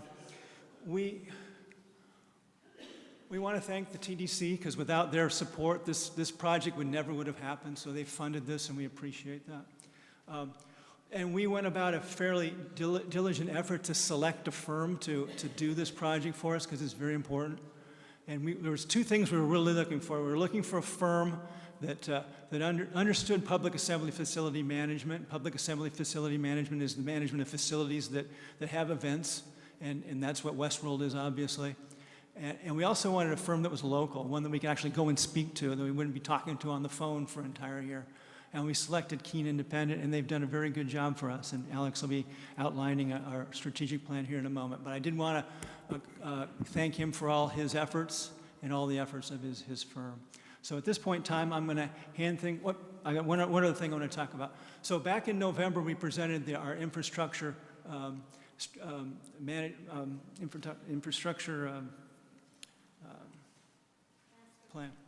master plan, thank you. And the purpose of that is to talk about the facilities of Westworld going forward. And the purpose of our strategic plan is to talk about our operational strategy, how we're going to optimize managing those facilities so that we support the goals and objectives of the city. So I'm going to hand things off to Alex here right now, and he's going to talk about the strategic plan. Thank you very much. Thank you. Welcome, Alex. Thank you. Is there a clicker up here somewhere? Did I just use the keyboard? Okay, great. Thank you so much. Good evening. Sorry, I think we're last on the agenda tonight, so you made it? Nope. Oh, no, sorry. Unfortunately, no offense to our friends over. I apologize. I'm Alex Keene, Managing Principal at Keene Independent Research, like Will said. I'm located in Phoenix, Arizona, but our practice takes us across the country doing different types of arts, culture, entertainment, and sports research and strategic plans. And so it's been a real honor. We've been at this project, working on this for over a year now. So it's been quite the process, and we've gotten the opportunity to speak with many of the folks in the audience tonight, as well as many of you on council. So just thanks for all the engagement that you all have given us. We are nearing the end, like I said, and this is, once the plan's complete, I think our goal here is for it to not be on a shelf. So we've had great conversations about this process may be over, but then what starts? How do we measure our KPIs? How do we measure success? And how do we ensure that the city of Scottsdale was happy with what Westworld is achieving? So what is the purpose of Westworld? Westworld is a really unique complex. There are not many complexes like Westworld across the country. It has a significant equestrian component, significant amount of equestrian facilities. It also has major public gathering facilities, indoor and outdoor, tons of different green space, a tremendous amount of parking, and it's located in some pretty unique land within the city of Scottsdale, having pretty complex use agreements with federal authorities all the way down. But there is nothing replicated like this in the state of Arizona. This is a pretty special thing that we have in Scottsdale, and I think sometimes we might kind of underestimate its capability. This is not only a convention center and equestrian space and major event use space, but it is something that can do what we call mega events, right? So Barrett-Jackson, one of your mega events that just concluded, there are very few facilities in the country that could support Barrett-Jackson. You just had your amazing Arabian Horse Show. You do events throughout the year at these spaces. And the reason why municipalities tend to build these spaces, say you were going to just do this from scratch today, you don't generally do it because you're trying to make a bunch of net profit on it. You do it because you're trying to generate significant economic impact. And so I think that's a little bit of the message as we're talking today, is economic impact generally is why we have these facilities on our inventory. That's not to say that they shouldn't have community benefit. It's not to say that the residents of Scottsdale shouldn't enjoy what's going on there, but this is about bringing people from across the world into Scottsdale to put heads in beds, to support your hotels, to support your restaurants, to support your local businesses, and ensure that your economy is maximized. That also, we have to remember though that they have to be fiscally responsibly managed, right? So you can have an economic impact charter and spend money poorly, and I think what you'll see tonight is generally when we're looking at the finances of Westworld, it's a pretty lean operation. So that was something that we were pleased to see when we came in. But the goal of this strategic plan is to maximize Westworld's impact in all of the categories that we just talked about, and to ensure that it's being operated effectively. And so it's been going a long time without a strategic plan, and I can't quote your Winston Churchill statement there, but I think I'll say something close, which is if you don't have a plan, you don't know where you're going, right? So that's the goal here. Some quick study findings. So we did significant amounts of research, quantitative and qualitative, over the last year, and we just want to quickly report that out. There'll be significant detail in the actual plan itself with appendices, everything from market research to stakeholder engagement and benchmarking, but just some brief things that we found. So if we look at the the kind of greater region inventory of events, we did a bunch of mapping to look at everything from event spaces, RV campgrounds. Who knew that there's RV campgrounds at Westworld? Not everybody in this room, I bet. You did. Equestrian arenas, performance venues, because Westworld can do all of this, right? And what we also looked at is, but how many are comparable to Westworld's capabilities? And the map shrinks significantly as we focus in on event spaces with capacity over 1,000. So this is a significant venue and has significant capacity. We did stakeholder and community engagement, which included many of the clients that call Westworld their home, council members, community leaders. We talked to event producers, city leadership, and we talked many hours with Westworld staff to kind of get the history of how the venue has operated. We conducted a survey that was open to any resident of Scottsdale as well as within the region, and we did intercept surveys at several major events at Westworld to ensure that we got great participation with the survey, and we had 600 community participants in that, as well as some city staff. We also conducted planning workshops that included Westworld staff and event producers, as well as some other action planning sessions with Westworld staff themselves. And so you'll see in this plan, it starts big picture and then gets pretty micro when it comes to overall kind of recommendations and tactics. Within the survey, we asked many questions about sort of what is the purpose of Westworld, how would you sort of think about its future, and some of the things the community told us they want it to continue to serve as a community gathering space, a facility that enhances tourism in Scottsdale, and a facility that creates substantial economic impact. We think those three really align with our thoughts of what these venues tend to be constructed for, and certainly really supports some of the information that we're providing. We also asked, what's your overall experience at Westworld? You know, we've heard lots of feedback, very supportive of Westworld. Every venue is going to have challenges. There are going to be things that you don't like about a venue. I promise you there's no venue in the Phoenix metro area that I don't have an opinion about, right? But overall, it's about what is your guest experience, and these numbers many of these came directly from people that were at events, and they were overall very positive, right? This is a really good thing to see. This is a future KPI, is continuing to ask this question, and okay, 8% is pretty good in the negative, but maybe we want to get it to 5%, maybe we want to get that green bar even higher. Overall, though, very, very positive feedback when it came to overall experience. We looked at total event use days. You've had actually several great conversations tonight about venue utilization from some of the previous groups that came through. And from my point of view as a consultant, I want maximized utilization. I want the venue to be utilized as much as possible while recognizing that there still needs to be maintenance and capital improvements. This is a resource that has been generously supported by the public, and they deserve to have maximum utilization. So what we're seeing here, not only in our work, but also verified through the staff at Westworld is pretty much at capacity, right? There are not many more days to give, particularly in the most productive times of year, which is, of course, fall and spring. I'm sure we could find some days to give away in the summer, but that's a different problem in Arizona, right? We also looked at attendance. Has there been some decline or significant increase in attendance that we should be aware of? Not surprisingly, the pandemic created some real challenges with attendance, but Westworld was able to actually recover very fast out of the pandemic because of actions that were able to be taken by city staff. So the attendance has grown. It's starting to stabilize around pre-COVID numbers. That's a really good thing for us to see. And then we, of course, looked at financials. So the way that cities tend to account for these types of venues is very different than how my brain works. I love profit and loss statements. And so we developed what we use as sort of our template for all of our consulting work, looking at, okay, what does it just cost to run this place? What are we getting in income? And overall, there's two ways to look at this.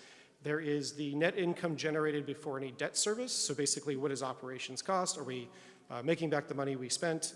And then in this case, there's significant debt service that helps to support past and future capital improvements. So overall, we're pretty close to break even pre-debt service numbers. And I know Will's going to talk a little bit more about this after I'm concluded. But when we actually look at the debt service, there is significant money going that has been spent, and it creates what we call a deficit, right? So overall, depending on the year, and depending on exactly how you account for it, the city of Scottsdale is putting in $4 to $5 million a year in some type of subsidy, which in this case is mostly going to pay for debt service. So these are important numbers for us because now we want to look at, are you getting any value back out of that investment? And so we looked at the Arizona State University 2024 Economic Impact Assessment. And that economic impact assessment, we know those people. They do great work. I think they've done waste management as well and some other events. I'm not sure in Scottsdale, but it's statewide. They estimated that in 2024, Westworld generated $163 million in statewide total economic impact, of which most stayed within Maricopa County, and I think we can assume most stayed within Scottsdale. Of that economic impact, $4.8 million in city tax revenue was generated, and I just want to compare that to what we're investing, right? So if the $4.2 million in subsidy going mostly to pay off debt, we're getting that money back in city tax revenue. Now, it's not coming to a fund that's just labeled Westworld. It's coming back through many different channels of sales tax and in different types of tax structure, benefiting probably your general fund and maybe your hotel occupancy tax. But money tends to come back in different ways. And we looked at, okay, so every dollar that you're putting in, how much money are you getting back in statewide ROI? And what we saw was for every dollar that the city was putting in 2024, you're getting about $39 of economic impact. So, a significant number. We said, okay, well, we should compare this to what other venues across the country are doing with these similar economic impact studies and their overall ROI. And we were struggling to find, smaller venues that we could even, contemplate in the same ballpark as Westworld. Westworld is really punching at the similar weight to major convention centers and other event complexes across the country. So you'll see some names on here of places you've probably gone to conventions to, such as McCormick Place in Chicago. Now, McCormick Place is getting $53 million, and Westworld's getting $4 million. But overall, they're getting a similar amount of ROI for every dollar being put in. So we think this is a positive. However, this is without a strategic plan. This is without direction. This is just, people doing their jobs, right? With more direction, we think that there's potential for these numbers to increase, right? And you all as a council may make decisions to invest more or differently in Westworld to help enhance the economic impact. So this is a critical outcome for us in this work. And we think that this is very impactful when thinking about the future of Westworld. But I would test any venue against this. You put subsidy in, what are you getting back out? And we think this is a really critical measure for just about any venue in the country. So putting it all together, we did a bunch of research. We had a lot of great conversations. We looked at benchmarks. We thought about economic impact. We did a SWOT analysis, and we learned a lot more about what's going well at Westworld and what can be improved. And some of the things we learned was there's opportunities to do some more maintenance, and there's definitely always employee training opportunities. Westworld struggles with its own brand identity. Everybody knows Barrett Jackson, and I think Barrett Jackson was mentioned several times tonight, but it wasn't Barrett Jackson at Westworld, right? Westworld is still lacking that. We drive by it on the 101 and say, that's Westworld, not that's where I saw Barrett Jackson. And so we see that there's opportunity for Westworld to strengthen its brand, to be even more competitive in a national environment where people say, oh, I want to go to Westworld. What are they doing there? We've heard some things about food and beverage. We've heard that there's some parking operations that could be improved. But overall, I mean, you saw in the customer satisfaction scores, things are going okay. And where we see real opportunities is maximizing those major multi-day events. So the things that generate the most impact, we want to support those with strategy. Telling that story of Westworld and really strengthening organizational knowledge and capacity. So really turning the Westworld team, which does an amazing job, continuing to strengthen them each as staff members. So overall, what we found was an organization that was successful in creating economic impact, but maybe lacked some direction and strategy. And so that's what this plan is really, really defined to do. So if anybody's been through strategic planning exercises, we've all been on nonprofit boards. Consultants like me love doing mission, vision, values exercises. So you're going to see something like that. But what is it as a tool? It's a tool for Westworld staff and city leadership to make decisions, right? And so some of those decisions may be, hey, we want to maximize economic impact. How are we going to modify our approach to do that? And all of the work that we have done is in support of the City of Scottsdale's vision and the City of Scottsdale's mission, which I will not ask anybody to quote tonight, but we should all know it by heart, right? So Westworld's vision, our draft here, is to bring the modern West to Scottsdale as its premier event-driven economic engine. And if I'm circling words in this vision, the event-driven economic engine are the ones that I think are most important. It's about events, it's about maximizing utilization, it's about generating economic impact that benefits the business owners and residents of Scottsdale and helps offset subsidy as well. And the mission, which a mission is really about guiding the staff, is to deliver success to Scottsdale with our diverse, high-impact equestrian and special event programming. Equestrian is circled there for a reason for me, which is equestrian is part of the heritage of Westworld. A significant amount of facilities within Westworld are equestrian-oriented, and we cannot look away from that. Equestrian is part of the DNA of Westworld, and it's not going away. But special events are becoming a significant portion and are a significant portion of Westworld's programming, and we need to think about both when we think about economic impact.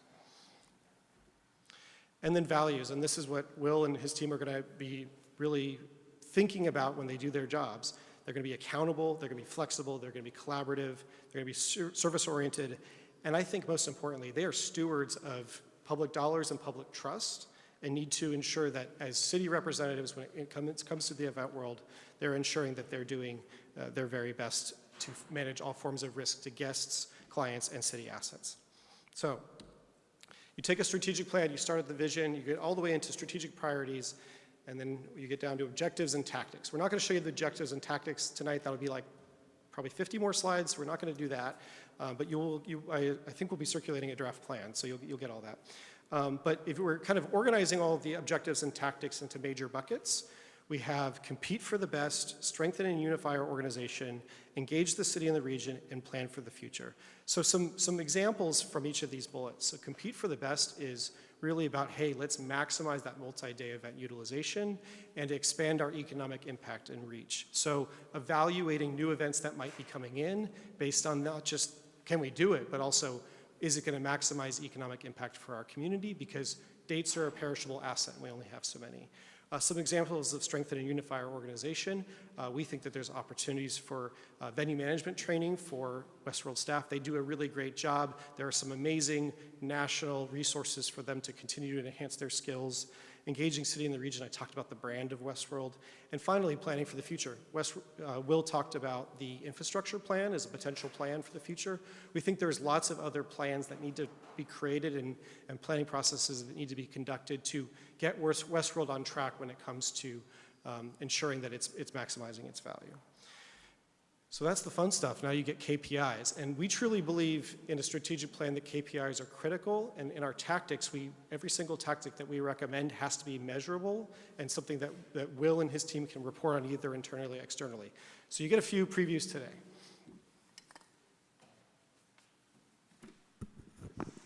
Thank you, Alex. At a recent meeting, we were asked to report on some specific KPIs, so that's what we're here to do today. One of the KPIs was the utilization percentage by square footage.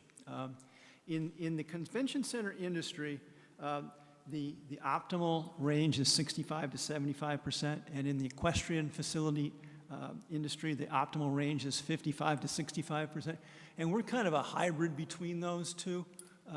So we don't really have a perfect match, but nonetheless, this graph here, on the y-axis, it shows the number of square feet in a month, and on the x-axis, it shows the months. The reason that there's different numbers in each month is not every month has the same number of days. And what we did during the summertime is we took out the outdoor facilities because it's really difficult to rent facilities in July and August. It just doesn't work too well. For the same reason where I came from in Saskatoon, Saskatchewan, you don't do anything outside in January. So what this shows is that we have, as Alex had indicated, we have a fairly high utilization rate. But the question that was, I believe the reason why Councilor Graham asked this is he wanted to see where we can improve. And we can improve, but I would suggest it's not in the number of event days we have, but in the mix of events. We might want to take a look at the events that we are currently hosting and see if maybe all of them, well, maybe some of those should be somewhere else. And maybe we would, to optimize our goals and objectives, maybe we should have a different mix of events. So that's what this exercise is, the objective of this exercise is to find out if council has an interest in that. We also looked at square footage by Friday and Saturday and Sunday weekends, and that's higher than the event industry is primarily weekends, so obviously we would do better on the weekends, so that's what we do. There's very little wiggle room in the weekends. Yes, we can probably do some Monday and Tuesday events if possible, but we're not a convention center. Convention centers are Monday, Tuesday, Wednesday, Thursday, Friday. Event facilities are Friday, Saturday, and Sunday. It's not that we can't do some work in those areas, but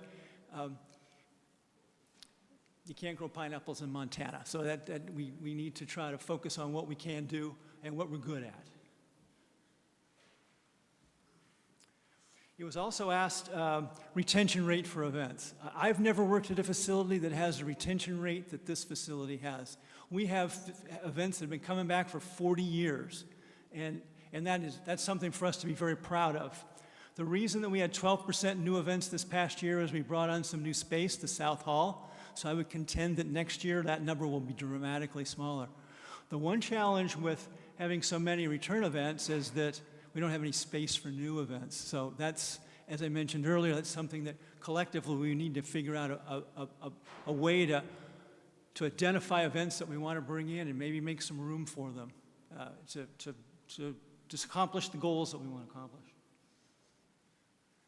We're also asked to provide operating loss in millions of dollars over the course of the last 10 years. And this, if you take COVID out of the equation, it shows a trend downward as far as a more efficient operation of Westworld. Although I would argue that our goal is not to make profit. Our goal is to optimize the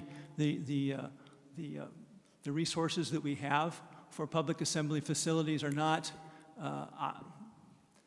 They're really not profit centers. They're economic impact generators. We are, to the city of Scottsdale, with the half-price hot dogs that Safeway sells are to Safeway, we are the loss leader. Safeway sells half-price hot dogs so that people will come in and buy cauliflower, toilet paper, and light bulbs. And we are, that's what we do here. We bring people into the community so they rent hotel rooms, they rent cars, they eat at restaurants, that sort of thing. So the goal of reducing our operational loss, I would argue, is not necessarily a good thing. We should strive for having an optimal way of operating, and that we're efficiently utilizing the resources that we have at our avail. We were also asked to compare direct expenses and indirect expenses. Direct expenses being things like labor and utilities, indirect expenses being the costs that are incurred through our Human Resources Department, Information Technology and Accounting. Approximately 95% of our expenses annually are direct expenses. Approximately 5% of our expenses are indirect expenses. We were asked to talk about the square footage and of each of our facilities and the rental rate for each of those facilities. And this chart right here shows what we charge. These charges are all approved by council. We also operate in a competitive world too, so some of these may vary and they may raise questions, but the reason that some of the facilities might be less expensive than others is they're not as attractive to our clients, and we have to reduce rental in some cases than where we might not want to do. And I'll be happy to answer any questions if anybody has with regard to this chart. We're also asked to compare revenues by event type. And equestrian events and non-equestrian events, they pretty much split our calendar. They're about half and half. They each bring in about approximately 40 events a year. Our economic impact, though, is dramatically different. Our economic impact from special events is much more than that of our equestrian events, although the average daily revenue for each is about the same. So depending upon how council wants us to progress in the future, whether it's a optimally efficient venue from the standpoint of profit and loss or economic impact and the balance thereof, that would then drive how we go forward. But this shows that there is an imbalance as far as what's brought in by economic impact.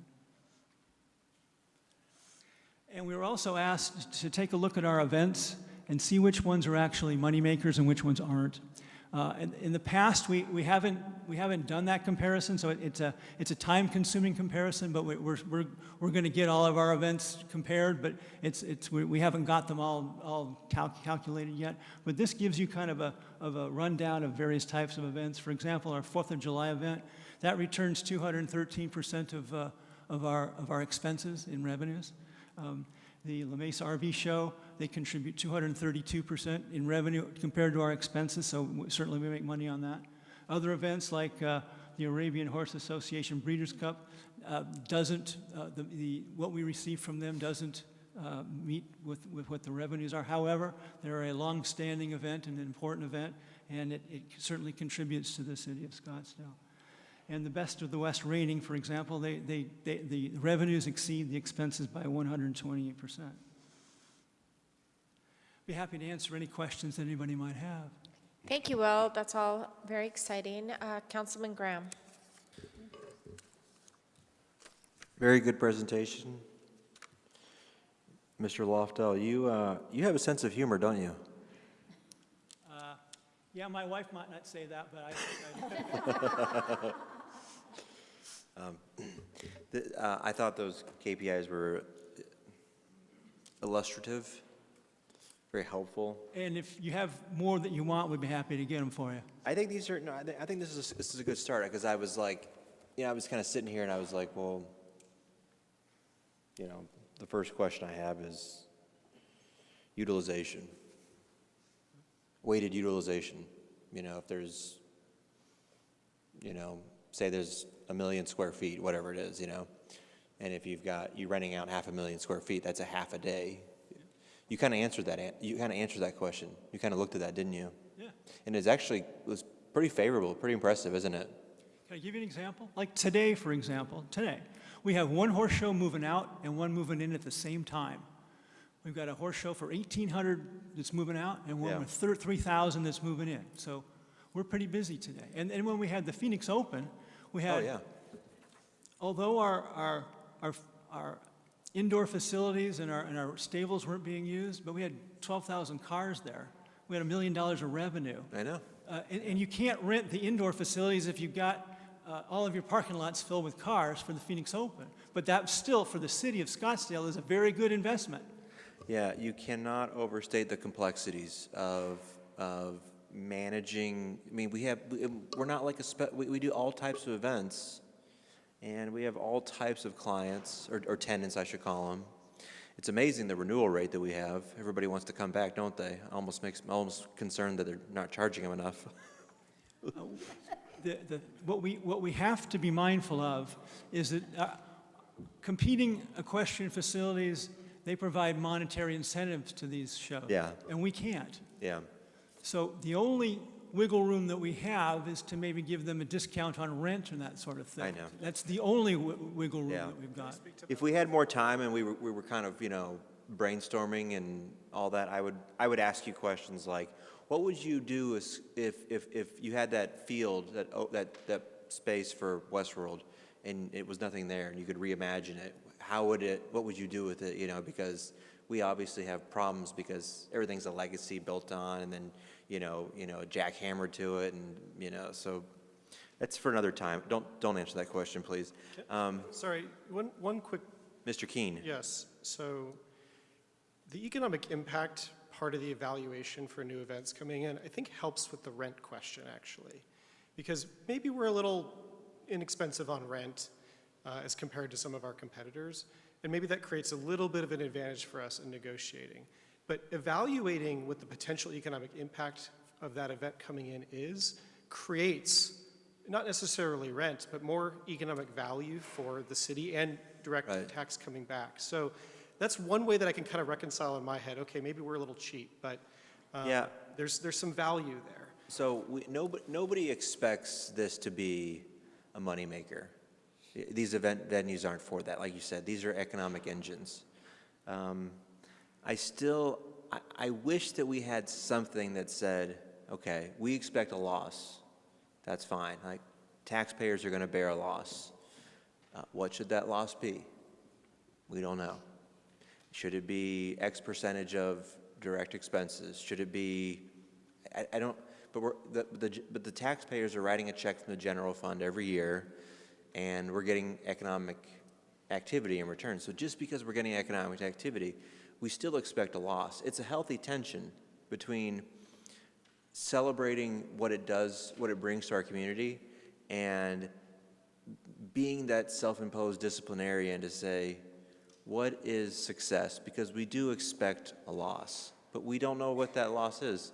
I'd be curious, what's our average rent per foot compared to other similar venues? And I think overall we're comfortable up here that this facility is probably in the top quartile of event venues as far as performance in the country, maybe more than that, maybe the top decile. But I just think that maybe getting a little more definition about, not today, but down the road, what's the Goldilocks amount of loss that our taxpayers should bear for the success that we enjoy from it? And I think I had one other question. Oh, I just wanted to, I don't want to pontificate on this too much, but I still don't agree with you on the way you calculate your P&L. And we've talked about this in private and last time. I think that it's a little bit important to me because I want to show the taxpayer what it costs they're bearing. You're excluding depreciation from your expenses. And I think you're excluding indirect costs that the city support services. And I see the treasurer putting on her glasses. She might want to step in, intervene, but she doesn't have to. Because I'm not asking a question. I'm just making a statement that this direct P&L that you put together, first of all, direct revenue, direct expenses, add back debt service, it's fine. It's one way to look at it. I don't think it's the most perfect way to look at it, but I understand why you're doing it, and so I just want to register my sentiment on that, and then we can move on. So you don't have to answer that, Mr. Keene or Mr. Loftow, but appreciate your conversation. I just want to add, we did add capital, sort of long-range capital plan to the plan for the future objective in direct response to some of that feedback, because I think it's important too to have that sense of what is it going to cost to maintain. Right. I mean, I don't even want to rat hole into that, but it's like, what should your CapEx be as a percentage of your revenue, or as a percentage of your net fixed assets, or your gross fixed assets, whatever the metric that people want to use for these event venues. So I'm just sharing sentiments with you. I'm impressed with this Westworld plan, and we're putting a plan together, and I'm impressed with Mr. Loftow's management and his wit and his sense of humor equally. So thank you for bringing some levity to tonight, and thank you for being here. Thank you. Thank you. job well done. I should have mentioned this earlier. The GCAT, the Global Champions Arabian Tour, was just really impressive this year. It was the second year they came here, and good job on that. I thought the tent looked better than it's ever looked. The tent looked really good, didn't it? It really did. It was a good event, and good job everyone that worked on that project. And a huge success. They were getting, talk about return on investment. I don't know who got this money, $30,000 a table they were selling those tables for. So if you were in the first, the front level, and then 10,000 and then 5,000 on the other tiers. So really impressive work. And just as a reminder for those, I've talked about this before, but they fly in, 159 horses from, the Emirates or, Saudi Arabia, all over international. So the impact of that on the presence and the reputation of Scottsdale cannot be overstated. It really is. They want to do business with us. The Director of Commerce of UAE wants to do business with us. I'm not telling you anything you don't already know. And give us business. Give us business is a better way to say that. And that's a lot of revenue. That's a clientele that can afford a lot of nice things in Scottsdale, Arizona. So excellent job on that. The Scottsdale show was really impressive again. Of course, the impact, you heard the numbers I spewed out earlier. They're still coming in. It's the biggest horse show in the world. It's great. It's amazing. Irreplaceable. So excellent work. I don't know when you're going to want, I know it's approaching 9 o'clock here, so we probably aren't the most creative geniuses that we started as. But you said you want input from us about what events you want to attract. I don't know when the right time or the place is for that. Creative juice is not being maybe flowing right now. I do have one major suggestion, a country music festival, 2 to 3 day festival, I think would be a perfect fit out there. And I know exactly the date we could put it because I've done a little research on it. So, and I'd leave that to you. I think you were part of those discussions actually when we were talking. I agree with you. Yeah. Okay, good. Well, that's good. And I support thinking outside the box, and I think there's probably some events that we could look closer at. Agree with you there. So looking forward to what the next steps are on this. Thank you. Thank you all. Thank you. And good job, Mr. Keene, on helping us with this as well. Appreciate your help. I'm going to, now that it's approaching our five-hour mark, I'd like to make a motion to continue the next presentation, which was, Scott, I'm really sorry. I should have sent you a text or someone that knew how to get to you. And I'm hopeful my council will approve rescheduling this to the next meeting, which is next on March 3rd. And that's a pretty short meeting so far, and hopefully it stays that way so your addition won't be overwhelming. So motion to continue. I'll second it. I wonder if we can put him in the front, or if maybe that's not possible. Okay, let's do that. So we can be sharp. So we get you in and out. Yeah. Yeah, right. so I'll second that. Okay, all those, well, please register your vote on this idea.